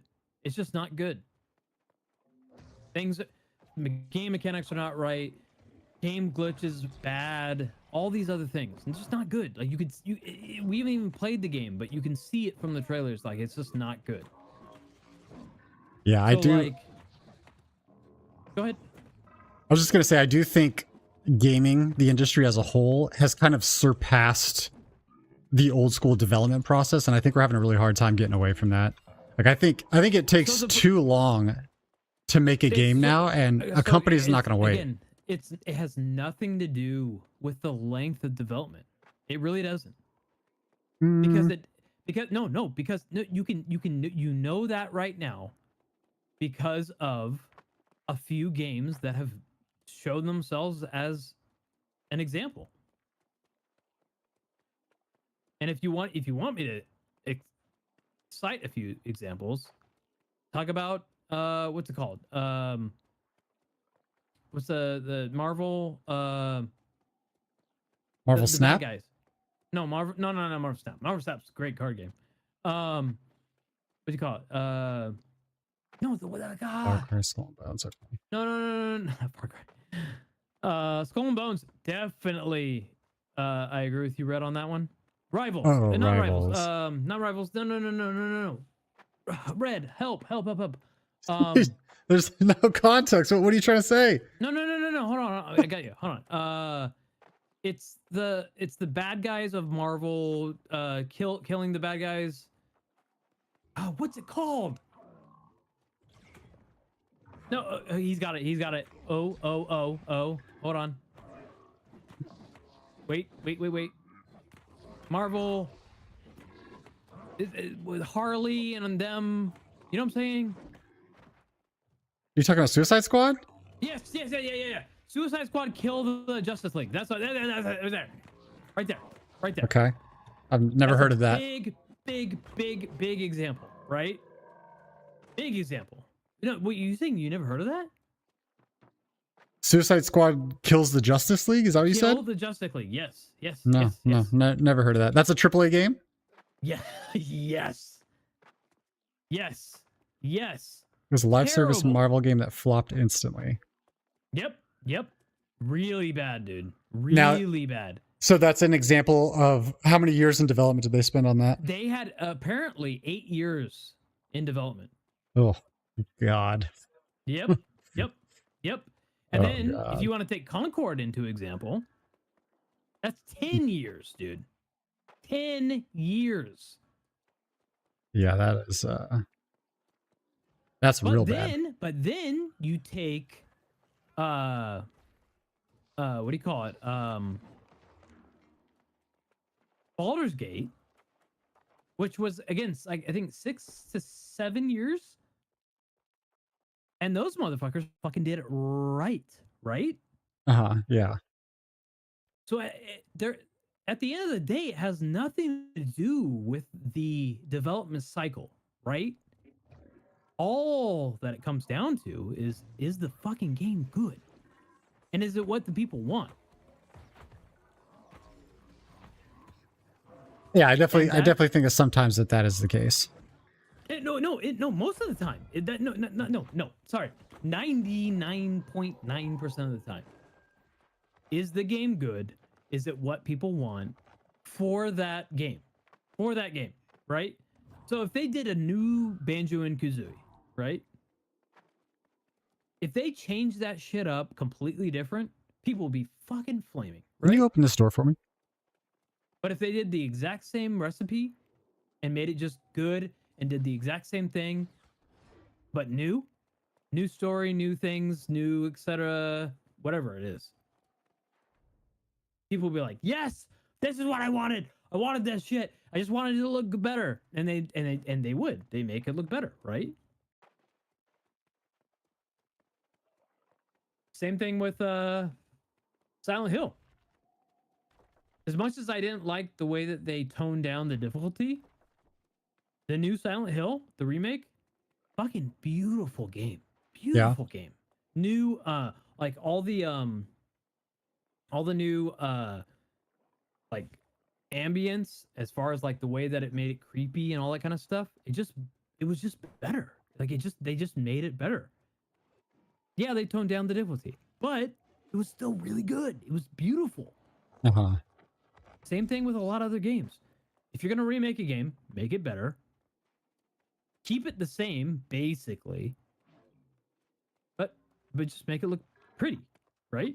Yeah. I think that's what a remaster should And be, that's the right? problem with a lot of the Halo games. Like they didn't just make it pretty, they changed it. They did a lot of garbage bullshit. And that's why a lot of us are very wary of the new changes. Like we're like, okay, You know what yeah, you're it's describing a right new now? studio, but it's technically still the same people. And You know it's what still the same studio in the same place, which is right by my place. You know what you're describing right now? apartment. What? You're describing, you are delivering the whole argument that I gave for Final Fantasy and the shit they're putting out now. So here's I agree with you actually. I actually do. Okay. I actually do agree with you. Okay. A lot of the remakes, this is hard. It's hard to put it in the words, right? Well, sorry, it's hard to show you how I agree. Uh-huh. Most of the things I agree with you on, aside from Final Fantasy VII, because I do like the new mechanics for Final Fantasy VII. I feel like it makes it fun. Do I want regular turn-based Final Fantasy VII in a brand new, exactly the same way that I've seen it right now? Light? Yes, I do. I do. And that's just because I'm a fucking hardcore fan. Uh-huh. Do I dislike what they've made just because of the new mechanics? No, I don't. I think it's done a really good job in bringing new people in. I really do. FF16. Do I think it was a success? No. Do I think the story was good? It was fucking excellent. The story was so goddamn good. It was Well, such a good. I don't feel like they ever miss on the story. Like they No, always nail the story. Exactly. That's what I'm saying. Such a good fucking story, right? Yeah. I don't know if you played all the way through it, but it was such a good story. I Do didn't play it think at all. Okay. Oh, I know Red did. Yeah. But do I think that they missed a bit on the mechanics and the gameplay? Yes, I do. And the only reason why I say that is because I feel I know shit. I feel like FF16 was a playtest for FF7 2 remake. That's what I felt about Final Fantasy 15. While I was playing that, I was like, this was a test for FF7 remake. They wanted to see if people like this. I agree with you. Yeah. No. I 100%. So FF15 was a playtest for FF7 remake 1. Yeah. FF16 was a playtest for FF7 remake 2. That'd be funny if that's how it actually worked out. And hey, listen. Even if it was, who gives a shit? It was still a fucking good game, right? Like FF16. Okay, I know you didn't play it. I honestly think that you need to on your channel. Yeah, I'll have to, just because I've talked so much shit about it. Yeah, you have, dude. You have to do a playthrough. It's such a good story, dude. It's such a good story. And you can get through it in like 2 weeks. No shit. No shit. You could get through it.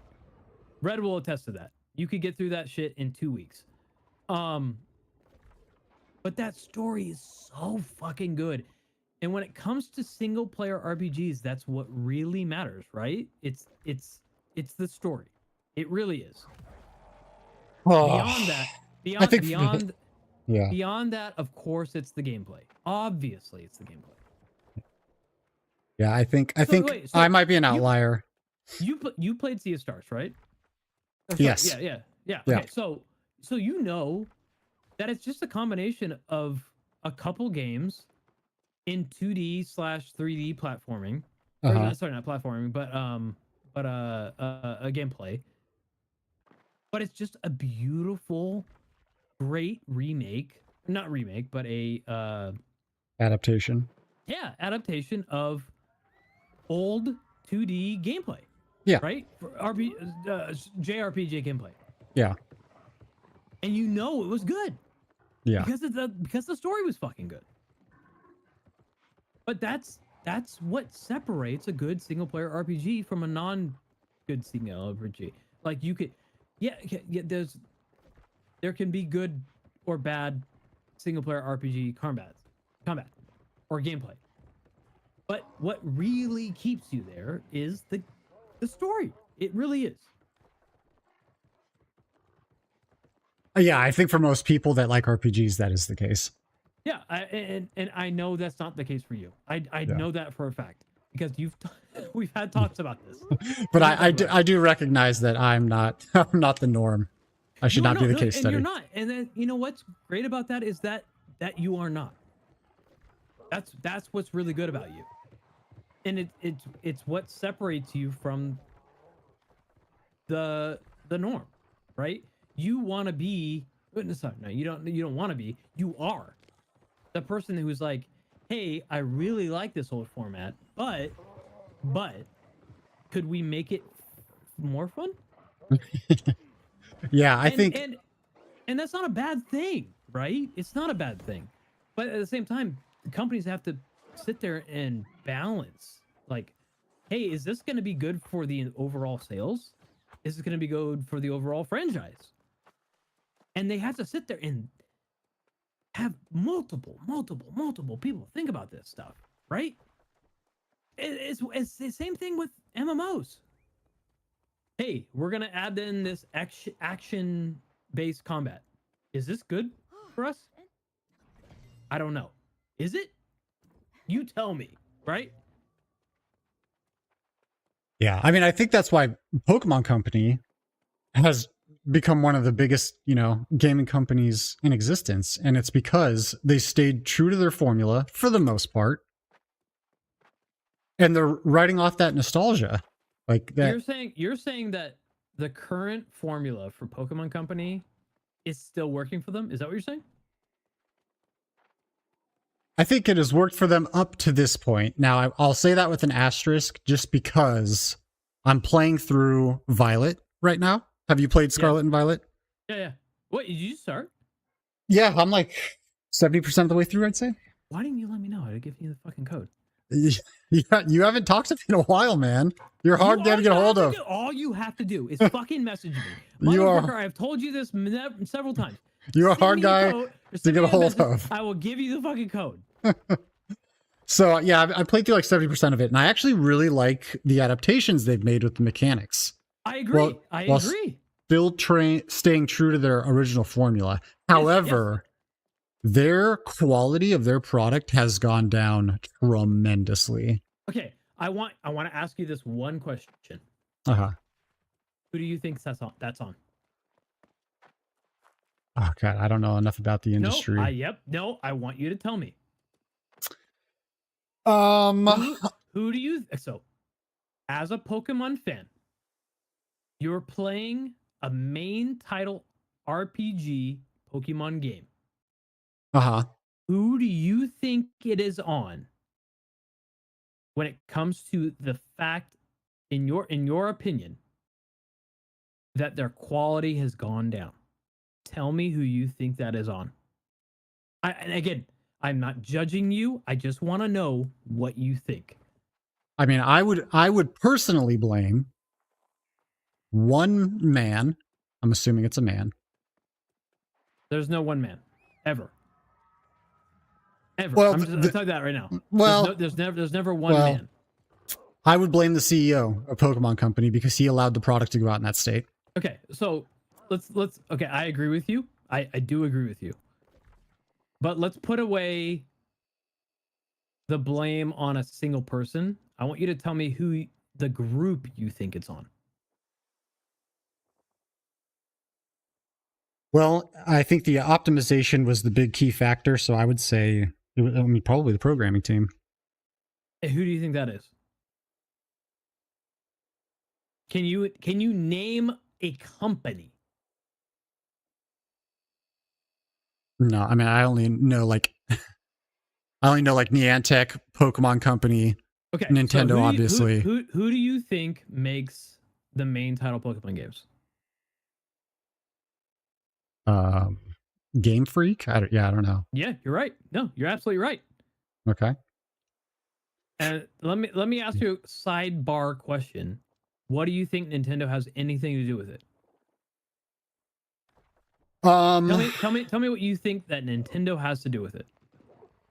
Well, I didn't blame Nintendo. No, I'm just curious what you think. I'm not putting blame on you or anything like that. I'm just curious what you think that Nintendo has anything to do with it.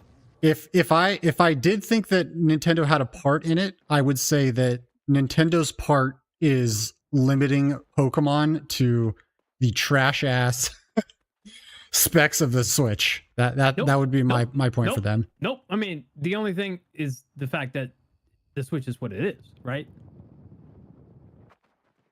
Right? Yeah, trash. It's a Game Boy. It's not trash. It's fucking 8 years old. Yeah. Not trash. It's just 8 years old. The game was built to unoptimally run 30 FPS games, way behind its competition. Okay, we also need to get this. You I want to talk to you about this specifically. Red, anybody else who's listening, 30 frames per second. There's nothing wrong with that. I want you. No. I want you to listen to me. Okay. There's nothing wrong with 30 frames per second when it's consistent. Right? Well, I think When the it's- perspective matters too, No, right? When it's consistent, you don't notice 30 frames per second. When you drip and drop before or above and below 30 frames per second is Mhm. when you notice it, right? It's the same thing with 60. If you're at 60 and then you drop below or you raise above, you're gonna notice it. The problem is when it's not consistent. Any game that is not consistent, you notice the frames per second. That's a problem, right? Yeah. So, I'm not defending anybody. Again, by the way, Nintendo has nothing to do with Pokemon games other than publishing and localization. That's it. That's the only thing that Nintendo does with Pokemon games. It's Well, yeah, localization. I They didn't land blame the Nintendo. localization team, and then Yeah. that's it. But it's Game Freak, right? It's Game Freak that makes the games generally as far as the main title games. Game Freak wants to push things above. And again, I agree. We're 8 years into the fucking Switch. Obviously, we need a new system. Yeah. It's coming. We've already said that. Or sorry, Nintendo's already said that. It's coming. It's definitely coming. I don't know when. I don't know. I have no idea. But it's coming. However, when it comes to optimization, new features, all these other things, it's on Game Freak. Yeah, well, I mean, I think the actual process of optimizing is on Game Freak, yes. But you know that Pokemon Company reviewed that game before the product was pushed out to the market and they okayed it. Which- I know, I agree with you. Which No, anyone no, that no, played no. that game would not have okayed that No. shit ass experience. 100%. I 100% I agree with you. Yeah. Like, yes, it's Game Freak as a developer, but it's on Pokemon Company to review that and approve it. What Yeah. I'm saying is, I cannot believe the amount of people who are like, Nintendo, you need to go do better. Nintendo has nothing to do with the development of Pokemon games. None. Yeah. Other than localization. That is the only thing. And publishing. That's it. Yeah, And then I didn't think that. Nintendo puts out certain what do you call it? Not publishing, but copyright laws on certain game mechanics for Pokemon Company because they own a big part of it, right? Mhm. And that's about it. They do Nintendo does not make Pokemon games. The biggest part of that Nintendo has to do with Pokemon games is localization and marketing. That's it. Mhm. So when Yeah. the thing is, what gets to me is that when I hear people like, "Oh, Nintendo, you need to do better with Pokemon games," Nintendo has nothing to do with that. Talk to Pokemon Company. Talk to Game Freak. It's ridiculous that people still think this shit, especially when you look at the ending credits or the credits of the game, and you could see it's freaking Game Freak or whatever it is, and people are like, "Nintendo, you need to do better." It's not Nintendo. I'm sorry. Well, we didn't blame Nintendo in this conversation, No, but no. yeah, I know you're not. Yeah. All I'm saying is, I'm glad that you did not say Nintendo yeah. because it's not. It has nothing to do with Nintendo. It has everything to do with Game Freak and it's TPCI. Uh-huh. Sorry, TPC. So now that being said, take sorry, what was the big one that released that everybody loved? The Pokemon game? No. non-Pokemon game. The big Right. MMO Pokemon game. What's it called? Oh, Power World. Okay, so take Pal World. Okay, Mhm. take Pal World. Which is so good, by Take- the way. Take game was so good. I know. So good. Take Pal World. Take Pal World. Mhm. Take Pal World, and then take Ruby or Sapphire, and then take Sword and Shield / whatever you want. Tell me what your ideal fucking Pokemon game is. Because I know, listen, you and I are big Pokemon fans. Mhm. What's your fucking ideal game? Oh god.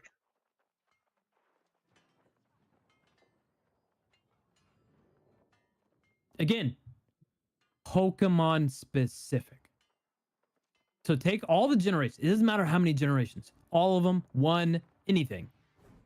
Tell me what your ideal is. What's that? You put it on Switch. Okay, so on Switch or whatever the next generation is, right? Just give me your ideal Pokemon game. I'd put it on a rock wall and I'd before I'd put it on Switch. No. So again, Zell, I'm telling you, put it on Switch because of the next whatever the next generation is coming. Okay? Yeah. We've already heard a lot of the rumors. I can't confirm anything. I have no fucking idea, but we know that it's at least on the same level as PS3, right?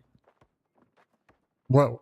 Oh, sorry, no, sorry, Okay. no, sorry. Okay. People are saying PS4. Sorry, I take that back. Sorry, I misread this one article. People Why are would saying the- that it's at least on the same level as PS4 Why would it not be on the same level as PS5? because because PS5 is not a it's not a what do you call it Handheld? a portable handheld system. Right. So it's the same thing with Stream Deck, right? Yeah, do you have a Steam Deck?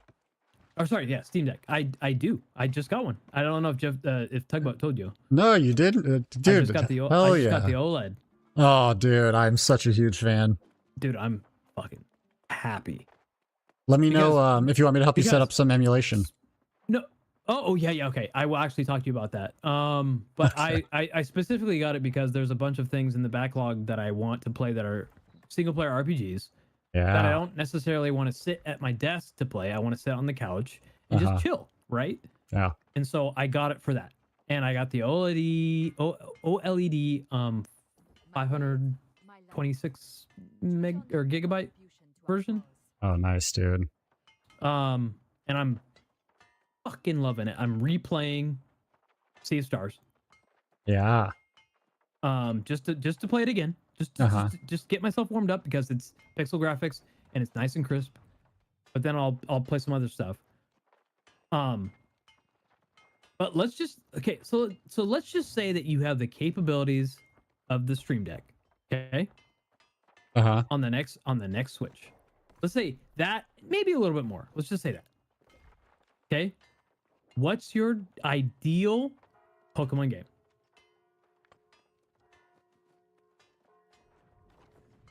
Oh, I think my foundation would have to actually be Power World because I think that's the closest to the Pokemon we deserve. Okay, so let's do that. Let's go ahead and say your foundation is Pal World. Mhm. What does that actually mean, though? Yeah. So Get rid of Pal. Okay, no Pal. Let's think Pokemon. Thinking of all the actual Pokemon mechanics, everything that's there, right? That has come before, that is there now, that has come, that is current. What is your ideal Pokemon game with everything official, and maybe more? yeah. So I think my foundation would be Power World. I would remove obviously the base building. I'd remove the gathering. I'd remove the So Obviously, remove all the base. pals, Okay, yeah. no base, no gathering. yeah. Okay. It would be MMO style. Wait, what? It would be MMO style, where like you know. Okay. So where you can like meet up with people. Yeah, you walk around the world, you see other people walking around with their Pokemon. Okay. Yeah. Agreed. I kind of like how in Scarlet and Violet, you know, everything's in the overworld. Do you like that you can see a Pokemon? Okay, I'm just gonna say Pokemon. Do you like that you can see a Pokemon in the overworld and you can avoid it, or do you want that mystery, tall grass shit? Hey, correct me if I'm wrong, but I think in Sword and Shield they had both, didn't they? Yes, they did. I think I would like a combination of both, where I could see Where you Pokemon might in the be able overworld. to see, you might see something rare, but also if you're running through tall grass, you could Stuff's gonna jump out at you. chance encounter. Yeah. Okay. Next, more. I would keep Power World's breeding system in because I think that's one of the big things that Pokemon's What do you missing. think about the breeding system of Power World is good for Pokemon? It just adds a whole nother leg of mechanics to the game. Do you mean just as far as like the stats? I like breeding two Pokemon together and coming up with a random Pokemon. I like that a lot. I like the stats being passed on Okay, so based on their parents. Here's the thing. That's very much more Monster Rancher. Yeah, have you played Dragon Warrior Monsters? Yes. Yeah, Dragon Warrior Monsters would be my So archetype. here's the thing with Pokemon though, is that the things that you breed, right? They're predetermined. And that's because Pokemon Company, they want to make sure that it's determined, it's designed, it's ready, it's good. It's like, you know what I'm saying? Like, and I know where you're coming from because I fucking love Monster Rancher. Monster Rancher was one of my favorite PS1 games. With like randomness, right? Yeah. But when it comes to Pokemon Company, they want to make sure that their monsters are predetermined and cool. Well, less it being completely random and more of it being, you know, there's recipes, but you don't know those recipes. If I breed a Charmander and a Charmander together, I'm not going to get a Charmander. You know, I'm going to get. You might get a Charizard like predetermined, or a Charmeleon, or even something else. No. I'm saying remove randomness. 2 Charmanders equals an Aerodactyl. Oh, okay. So you're saying you want to know. Well, you won't know Well, until you do it.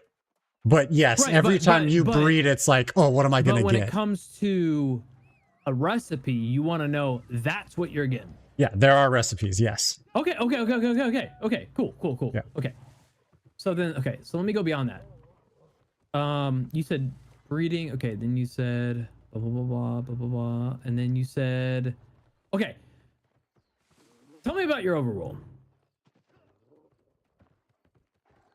Your ideal. Hey Red, how you doing, man? I actually think Power World's probably the closest example to like a decent. See, my problem is Pokemon Violet and Scarlet also have an overworld, right? And the overworld's decent. However, they force you into a lot of annoying situations with the way they design their overworld. What's an annoying situation to you? Things like shiny hunting, for example, in Okay. Violet and Scarlet is like almost Sure. impossible. Okay, so I agree with you that I think that in almost except for no, Sword and Shield, it was easy. Sword and Shield was easy. Yeah, you it was almost like fucking like, it was like 50% shiny hunting. But Scarlet and Violet, or sorry, what was it, Scarlet and Violet? Yeah, Scarlet and Violet. Yeah. Mhm. A lot more rare, right? Do you Well, want more rare or do you want easier? Well, I don't think the rarity necessarily needs to change, but I think you need a way to prevent RNG from fucking you, which happens a lot in Scarlet and Violet because they I made. agree. Wait, Red, do you Let me ask you a question, Red. You can hear me. Do you think Sword and Shield was easier, or Scarlet and Violet was easier when it came to shiny hunting? I'll let him answer that. You can continue. He's saying Scarlet and Violet are renowned for ease of shiny hunting. Yeah, I think there is a technique where people just like they set up next to. You think Scarlet and Violet? Okay. So you are both of you, Red and Zell. Do you think that you would prefer less rare than Scarlet and Violet when it comes to shiny hunting, or equal? I think rarity is fine the way it is. I want it. I want shinies to be extremely rare. But I don't want. So you said you want shinies to be more rare than Scarlet and Violet, or than Sword and Shield.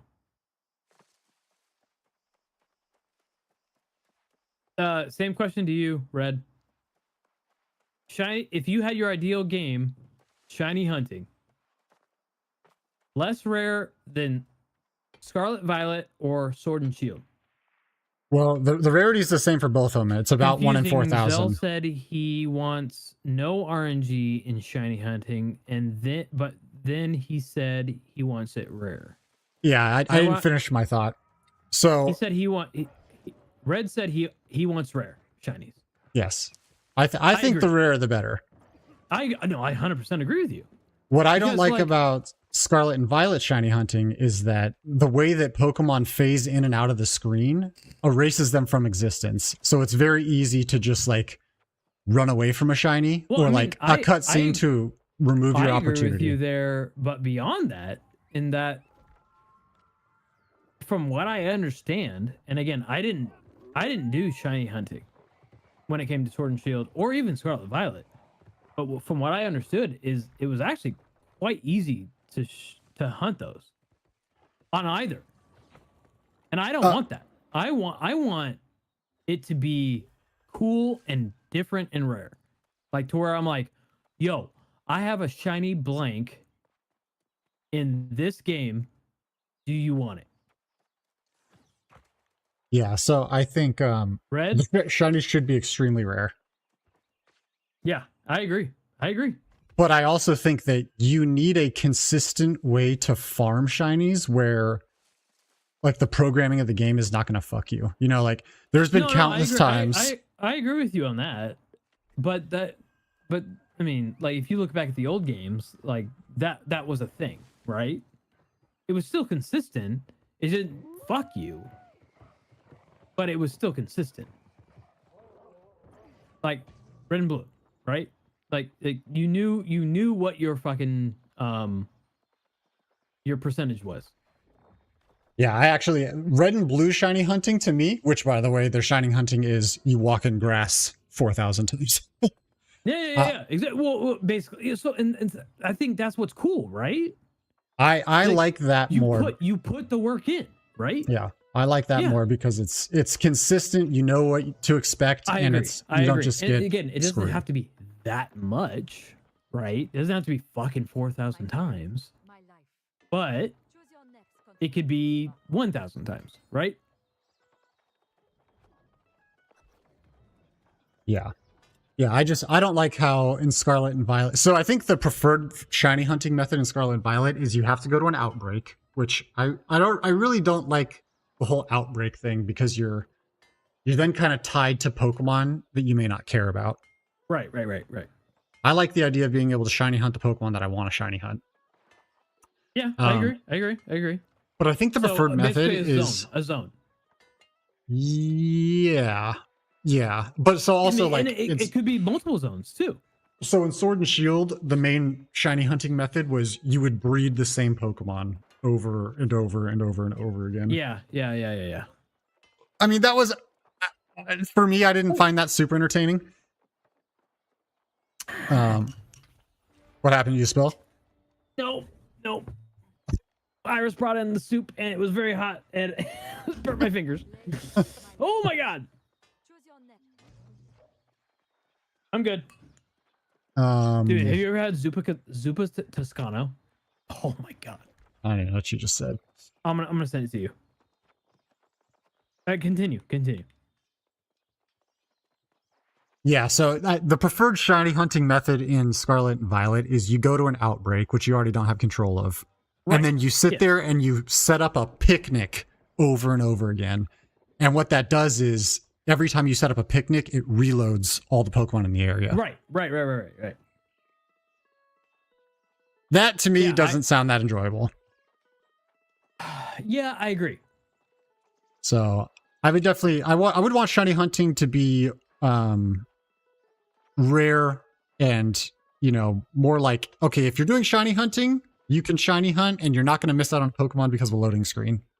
Here's my ideal. You've played Minecraft, yeah? Very, very little. But you played enough, right? Yeah, to understand the premise. Okay. You know that there's what do you call it? Zones, like what do you call them? Biomes. Biomes, yeah. Yeah.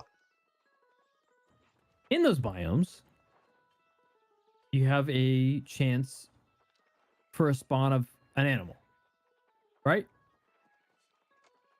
Yes. Yeah, like in Minecraft. Uh-huh. Does that mean you're gonna get it? No. And does that mean you're gonna get the rare? No. Which is what I think it should be.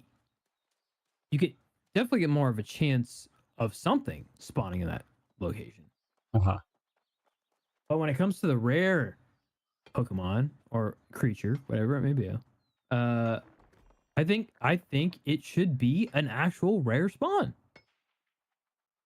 Yeah, so you're thinking more like Red and Blue, where it's like you're literally just walking through the grass of an area where there's a set number of Pokemon that can spawn there, looking for a shiny. Again, not even necessarily a set number. It's just, hey, there can be Pokemon here in this area, biome, whatever it may be. But at the same time, there may be a rare spawn. And I think it should be low. I really do think it should be low. But that adds to the funness of it. What do you think? I guess I don't know the difference in what you're describing versus what like Red and Blue situation would be. You like, so for example, right, when you walk into that first like forest, the majority of the stuff you run into is like Weedles and Caterpies and Kakunas and Metapods. But Pikachu has like a 1% chance to spawn. Yeah, sure. Yeah. That's basically it. Yeah, okay. But it's I just want it to feel more organic is what I'm saying. Yeah. Like I don't want it to just be a tall grass area, you know what I'm saying?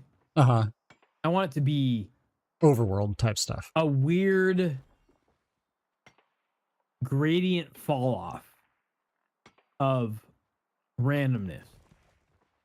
And it's not necessarily, oh, if I run over to here, I may get a Pikachu. It's, hey, there's quite a bit over here that I might find, and I don't necessarily know if I'm going to find it in this area, but if I go in deeper into this type of biome, I may find the thing that I'm looking for. You know what I'm saying? Okay. Like, yeah. So there's a risk reward, weird fall off, but also might be a thing. You know what I'm saying? yeah, so you're kind of describing like World of Warcraft, right? Where it's like, oh, hey, like, you know, if you go into this zone, there's going to be orcs there. But if you go into a cave in the back of this zone, the monsters are higher and there's a rare dragon that can spawn in the back. Yep. That type of thing. Basically, yeah. That's basically it. Yeah, Yep. I like that. I like that a lot. Combat wise, I think Yeah, this is harder. This is harder. This is harder because obviously classic turn based is, I think, got to be in there for me. Man, I wish you had played Dragon Warrior Monsters. Wait. You want turn-based Pokemon combat?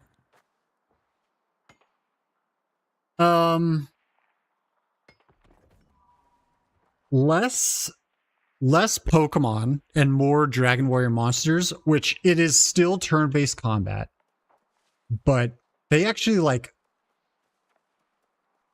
you have so much more control over the stats of your monsters in that game. The problem with Okay. Pokemon's combat is everyone just one-shots each other, right? Like that's what most of Pokemon is. Whatever Sure. Pokemon you play out there, you use your move and you either one-shot the enemy or they're going to one-shot you. And I feel like that's a lot of Pokemon combat. Dragon Warrior Monsters is much I more agree. intricate where like, Sure, you know, sure. Yeah. first of all, you can't see the HP of what you're fighting. So yeah, you have no idea if that I'll has, agree with you on that one. I don't want to see the HP. well, yeah, it's just, and I'd have to think that Well, through I mean, because like it's this. Actually, no, I take that back. it's hard because Monster Hunter, for example, I actually don't like Monster Hunter because I cannot see the boss's HP that I'm fighting. Is that really why? It is the main reason that I don't like Monster Hunter. Have you played through World? Oh gosh, what was the last one I played? Let me see. I think I might have it in Steam or it's on my PlayStation. I don't think I've played World. Shoot, it's not here. You never played World, motherfucker. Dude, Monster Hunter just it doesn't it does, looking at the game, it does so much for all the things I'm interested in. But there is just something about the combat and how slow it is and how I can't tell Yeah. if I have to hit this thing 1,000 more times or not. It really Let me turns me tell off. you this. Okay, so as far as how many times I need to hit it more, that you're never gonna solve. That's gonna be a thing forever, including probably the new game, Wilds, right? Yeah, that's probably not going to go away from Monster But Hunter. when it comes to the combat itself, a lot of people, including yourself and me, we were all like, wow, this is weird, this is slow, this is what am I doing? Why am I hitting this thing with the same attack every fucking time? It's not that. It's not. This, like, the more and more you get into the combat, specifically in Monster Hunter World, the more you understand your combos, like the more you understand what you need to do a thing to bring down a monster or to weaken it or chop off its tail or something like that, right? What I'm saying is I understand where you're coming from when it comes to this feels samey, right? Feels what? Samey. Oh yeah. Yeah, it's not. It's not at all. Because I felt that exactly the same, like the exact same thing that you felt when I first started Monster Hunter World, where I was like, why I just feel like I'm doing the same fucking attack every fucking time. Yeah. But it's not. Once you find out that there's a combo system, there's this thing that you can do, you can cancel out of a certain attacks, there's these things that are specific to certain weapons, all these things. And then you find out, you're like, oh wow, this is actually really cool. Like it's different. Like I can do different things. And then you find the depth of Monster Hunter World. Not just with the different weapon types, but the different attack combos, all those things. You're like, oh shit, oh okay. And that's why I think you need to give Monster Hunter World another try. Oh man. I don't know. I should like the game. Like by all rules, the fundamentals of the game sound exactly like something I would like, but man, yeah, there's just something about the feeling of it. It's off for me. Once you get past, I would say, the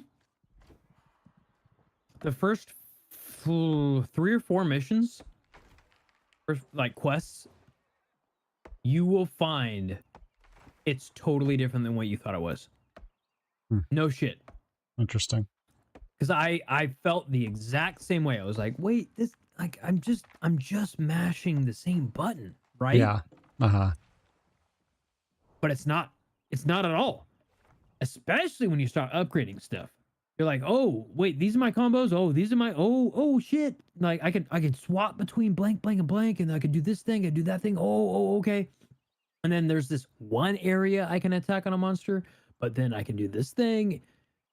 Red, back me up here. Help. But like, I'm no shit. Like, you can it's so different than what you think it is.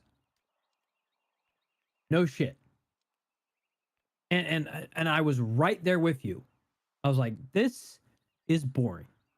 This is boring. I'm doing the exact same attack. And then I got into it after like the first 3, I would say the first 3 bosses. And I'm like, holy shit, this is deep. And then adding on my armor and my weapons and what I want to do with it and all this other stuff. No shit, Zell. That game is 100% for you. Yeah, maybe I'll have to give it another shot. I guarantee you, if you get past at least the first 5 bosses, you will be like, oh, I get it.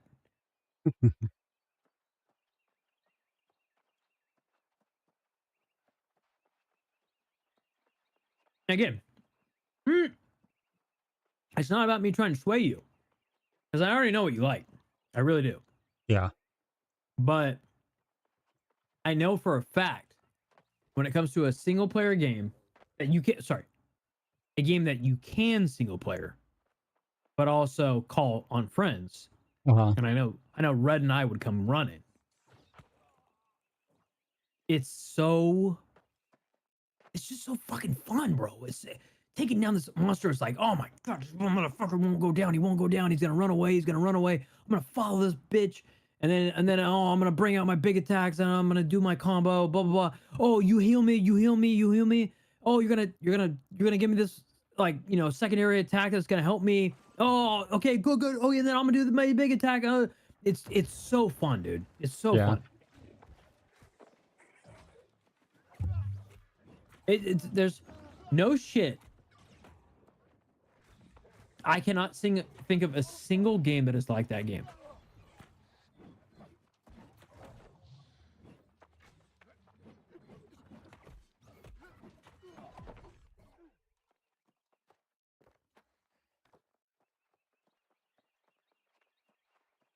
I'm eating. It's all good.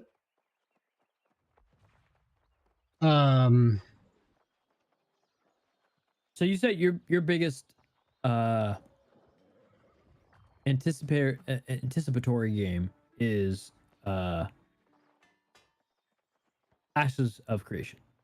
Yeah, right now, probably Ashes of Creation. I also think they're working on Bloodborne 2, which I think that would be a good one. You want me to be honest with you? Sure. I don't think they're working on Bloodborne 2. It'd be unfortunate. I think they're working on Bloodborne Remake.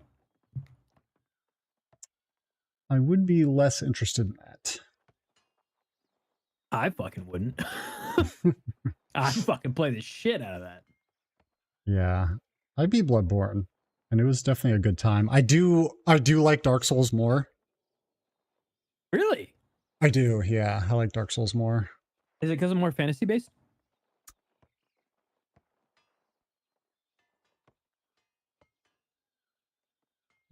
Probably. Fantasy does, like, more high fantasy usually does win me over. Yeah, I know you love high fantasy, and so do I. You know I do. Fucking Lord of the Rings is my favorite franchise of all time. I did like the gothicness of Bloodborne. I think it was the weapons the weapons and the weapon systems. Like there was just far less to choose from in Bloodborne. You don't like the fact that you could do the crazy swap? I mean, that was interesting. I just like like Dark Souls, Elden Ring, they literally have hundreds of weapons to choose from. Right. Yeah. And I feel like understand. Bloodborne had like 12. Yeah. I get it. I do agree with you on a certain level.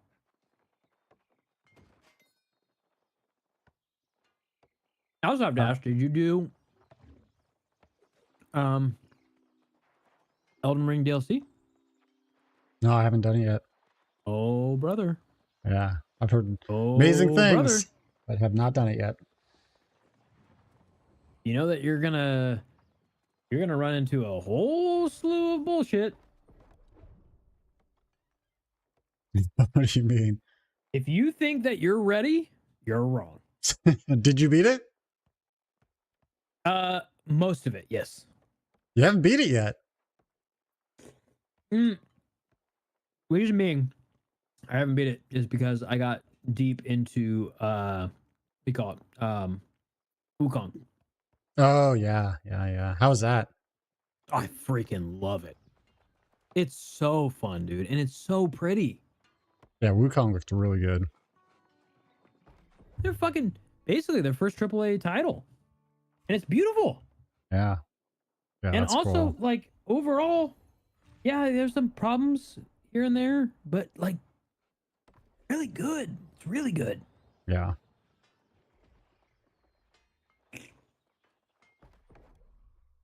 I personally think you would love it. Oh yeah. Yeah, I probably would. Like, knowing you and like your love of like fighting and kung fu and lore and that kind of shit, like you would Mhm. love Wukong, dude. It's just so hard for me to get through a single player game. It really is. And I wish that wasn't the case because as I get older, I feel like PvP and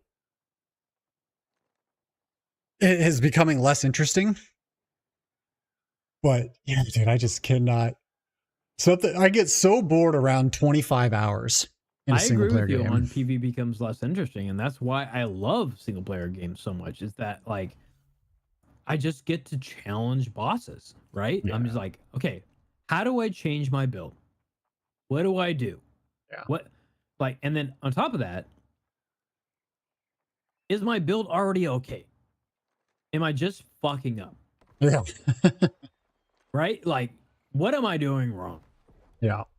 And I like that. That's what I love about a single player RPG. It's like, what?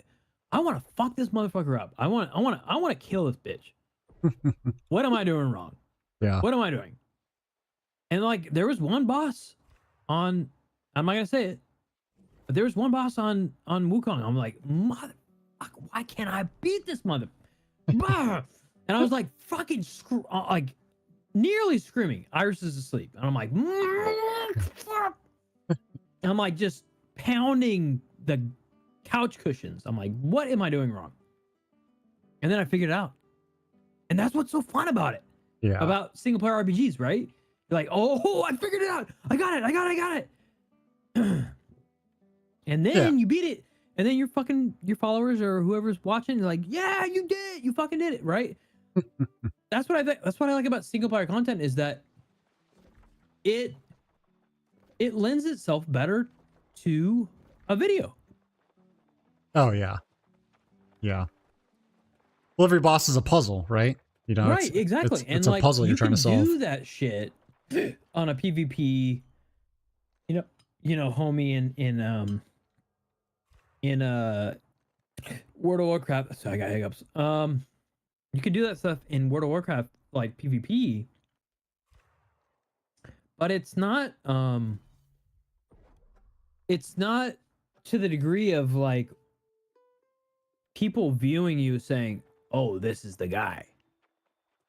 Some people will say, "Oh, this is the guy," right? Because it's PvP, and they're like, they know who the guy is. But when it's a PvP boss on a single player RPG, they're like, this motherfucker is good. He's gonna fuck you shit up. He's gonna fuck you shit up for a while. Yeah. Right? But only a certain amount of people would know when it comes to PvP that they're that guy's gonna fuck your shit up for a while. Yeah, And even that's then, true. You could just leave it because it's not necessarily there to complete the game, right? Yeah, it's a lot less relatable, and Exactly. it doesn't tell as much of a story, right? When you walk into No, a it boss doesn't. fight, Yeah. the story arc from you starting and getting your ass kicked to overcoming it is Exactly. Yeah. very It's enjoyable. it's your training arc, right? Yeah. Yep. Mm.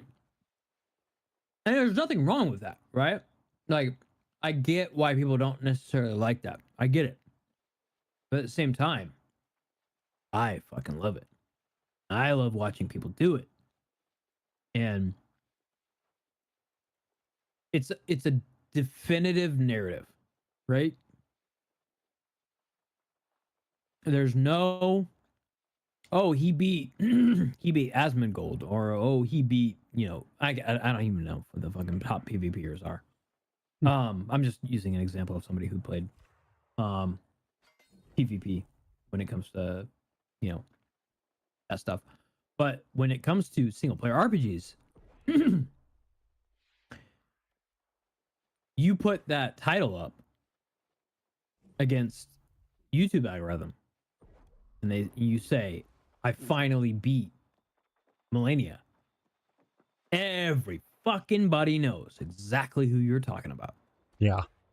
And they want to see how you fucking did it. Right? Yeah. Yep. And that's what's cool. That's what's cool about it.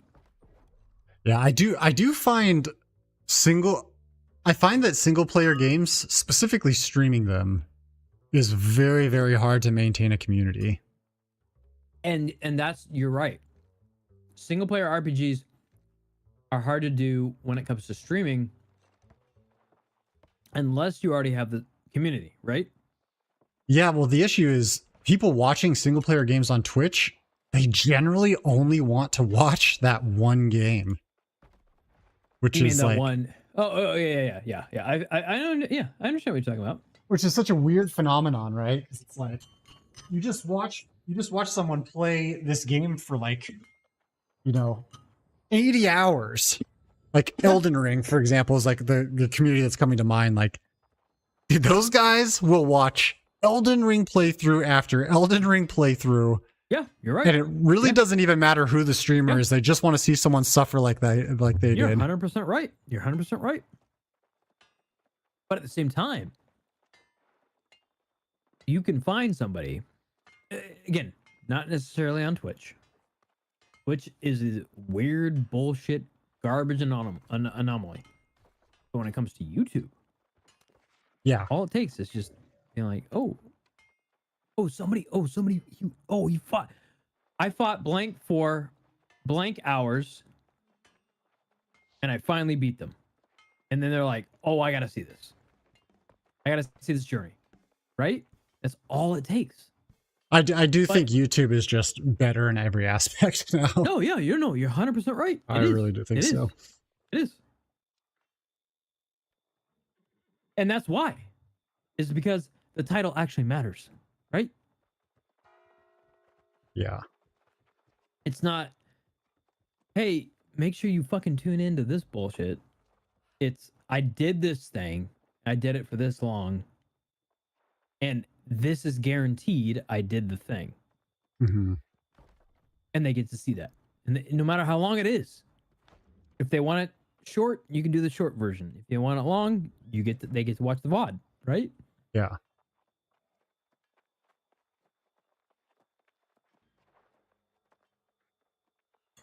But that's why I think that single player RPGs are so much better as far as viewership goes.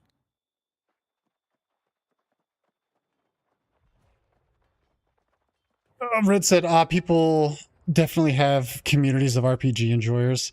I mean, I know that exists, but I think it's much hard to maintain a community like that. No, it's I agree. like, I agree, but you have to, and the reason why it's harder to maintain is that you have to do more, right? well, you have to be more, yeah. Like, because you have to be more. You have to be more. You have to do more. You have to like play more. The ones that you haven't played. You know what I'm saying? Like you have to do. You can't just be like, oh, I'm viewing FF16 full playthrough, 100% completion. You have to do. I'm doing FF16 100% completion, and then I'm moving on to FF9 replay. Is anybody looking forward to the remake? You know, like you gotta. There's bait. I hate saying bait because I think again I already explained to you guys that I don't. It's the hook. It's the hook. I don't think bait's a real thing when it comes to delivering what you want to deliver, right? So like, if you Zell said playing Elden Ring, beating Melania in less than 100 tries, right? And you did it. It was easy. And then you did it, right? Yeah. That's not bait. That's hook. That's not bait. Bait is when you do not deliver, right?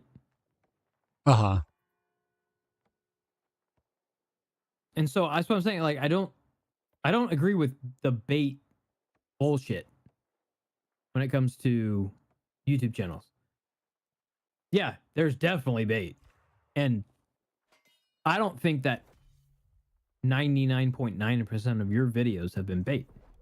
I think they've been good clickability. It's not bait. If someone clicks and they see that you beat the blank or whatever did the thing, it's not bait. You did it. You followed through. Yeah. Bait is when you do not follow through. Yeah. That would require you to, make your title something that you can actually achieve, which I don't think, Exactly. I think there are people that don't do that. Yeah, I agree. Red says, I watch a gal that is a huge FF fan and her whole community waits in anticipation for her to get to their favorite game. She just slow plays each one individually. Yeah, I think that is like one of the... Red, I think- are you talking about Julia? Julia TV? I think that is one of the... I watch her. Yuna. Oh, yeah. Yuna. Yeah. I watch Yuna. Yeah, I agree with you. Like you can keep Yeah. those people in a genre, right? Like in the Yeah, no, specific title. So Red, he makes a good point, right? Now, they have a good following, yeah. But what they do really well is that they let their community be like, oh, I really want you to play this. I really want you to play this. I really want you to play this. Are you gonna play this? Are you gonna play this? Are you gonna play this? Are you gonna play this? Are you gonna play this? And you're like, yeah, maybe. Yeah, soon. Yeah, sure.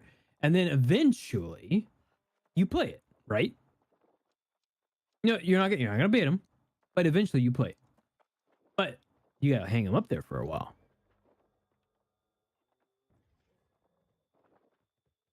Yeah, I think if you're catering to a Final Fantasy based community and you're only playing Final Fantasy based games, I think that does work. But No. I'm talking about RPGs in general.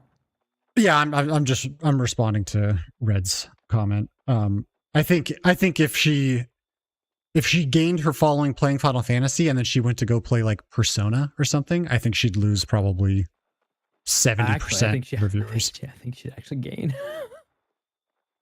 No shit. Well, I guess those original viewers would probably not be there because so many. Maybe, but the fact is that she's branching, right? But again- that's my whole point. Single player RPGs branching does not work as well. No, it does. It does. I don't think so. It really does, as long as the people are there to follow you, not the game. Yeah, which brings me back to the point. You have to be more when you're streaming single player RPGs. I agree with you. I 100% agree with you. You hook But them with the Final Fantasy IX, and then they have to fall in love with you. In other games, like Right, which is why you find a game that is fucking popular as shit, and you find you find a base who is like, holy shit, I really like watching this guy play this game, right? Or this girl, or whoever, and they're like, oh, it's so funny, it's so good, or I love the way they react to this stuff, and then and then they follow you on to the next thing. Yeah, I'm saying that part doesn't happen. Yeah, it does. It just doesn't happen for you lately. No, I think like battle royales, for example, people can watch you because you're extremely good at battle royales. Nope, incorrect. I don't Nope. think that is the case for single player RPGs. I don't think Nope. you're catching Nope. a lot of people based on how good you are. Nope, you're wrong. I'm Now, with sorry. Elden Ring and Dark Souls, yes, that could apply there, but Mm-mm. like Final Mm-mm. Fantasy, Nope. The hook. Red just said it. The hook is always loving the streamer. It doesn't matter if you're there to No. listen to how good they are, or of how funny they are, or how entertaining they are. It doesn't have to be funny, just how entertaining. What you are there for, at the end of the day, is the streamer themselves. Are they that good? Okay, sure, great. I'm there to get the tips. Are they not that good? Okay, so no, but I watch them because they're fucking funny as shit, or they're entertaining as shit, or they say something that's insightful, right? So, Maximilian, dude, he's not necessarily the funniest guy of all time, but all the stuff that he offers while He's he plays hilarious. the game. What? he's hilarious. No, I don't think he's that hilarious. I find him funny at times. I really do, and I've followed him for I don't know fucking however long, like way before he was famous. But he's not Mr. Funny Guy. He's what really gets him his following is that he offers a really cool insight to game developers and the development cycle, or the game itself, or just being stupid. And he like people love that. Then you go, what's his name? Shit. Help Zell. First person shooter, amazing at everything. Oh, there's so many of them. Ninja, No. Shroud. Shroud, thank you. Yeah. Shroud. Then you got Shroud, right? And he's like the fucking FPS bro. And he like kicks ass in basically every FPS game, period. Uh-huh. And you're like, okay, let me watch this game, him play this game, because I know I'm gonna pick up really good tips on how to be better. Even if he's not trying, I know that I'm gonna pick up tips on how to be better at this game, right? Yeah. And then you watch people who are really good at MMOs, but Asmongold, anybody, right? And they just give you the tips on how to be better, how to be quicker, how to min max, all these things, right? But the end of the day, regardless of how good somebody is, if you're not watching for them, or what you're not watching them how good they are, the end of the day is how entertaining are they or are they? Not how funny, how entertaining are they? Yeah, but being good at a video game is entertaining. And I think Shroud's the perfect example to I 100% agree with you. Shroud is the perfect example to counter your entire point. People watch Shroud because he's good, not because of his personality. No, he does not counter my point. He aids my point. Shroud is good because he's very good at the games he plays, but also he's entertaining. He's not entertaining. Shroud is not entertaining. He's entertaining because he's good. No. He's entertaining. He's entertaining. He's fun. Shroud is not fun. No, you haven't watched Shroud if you think Shroud's fun. I've watched it. I love watching Shroud. Okay, I'm going to pull up his most viral clip right now. I like watching Shroud. I like his commentary. I'm going to pull it up right now. Zell, what I'm saying is that I don't care how good he is at the game. I like watching Shroud before his commentary, and that's not how good he is. You understand, right? Like, that's not necessarily funny. That's not necessarily, oh, this is crazy. Ah, I like him for his commentary, which is entertainment at the end of the day, right? It's the same thing when I watch Evo. Evo being a fighting game series that I love. It's my favorite event of the year.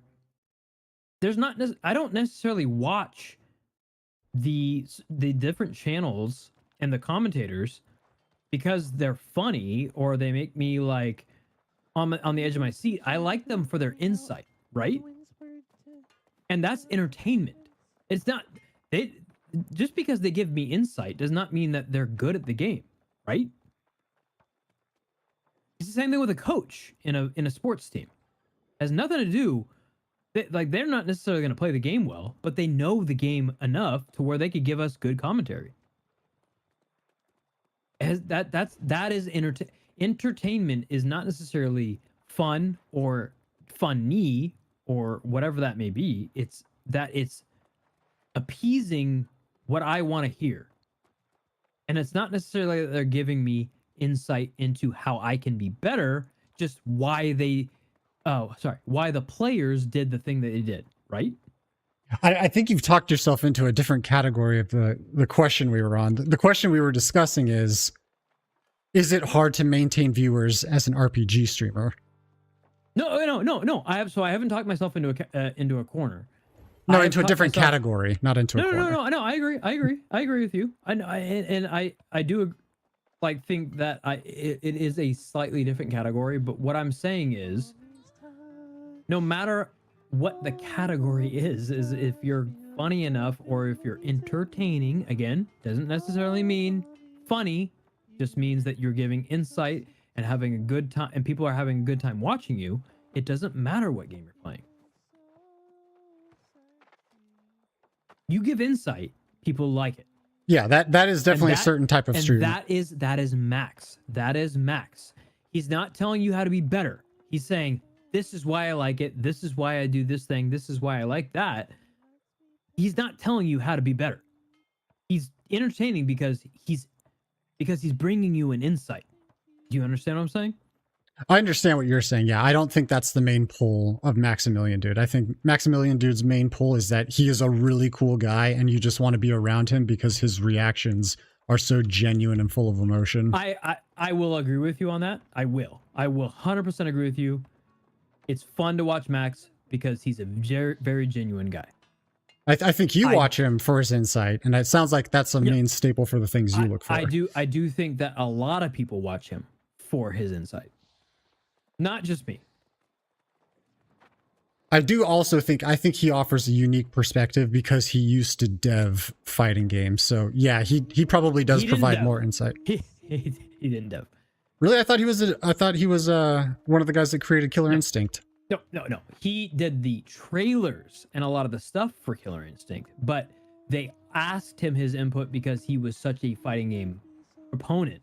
Okay, yeah, he worked on Killer And then, Instinct. yeah. So slightly worked on Killer Instinct, but he his input into the gaming industry was basically mine, right? Where I'm creating trailers, and I will tell the devs, hey, this would be cool. Are they gonna listen to me? I don't know.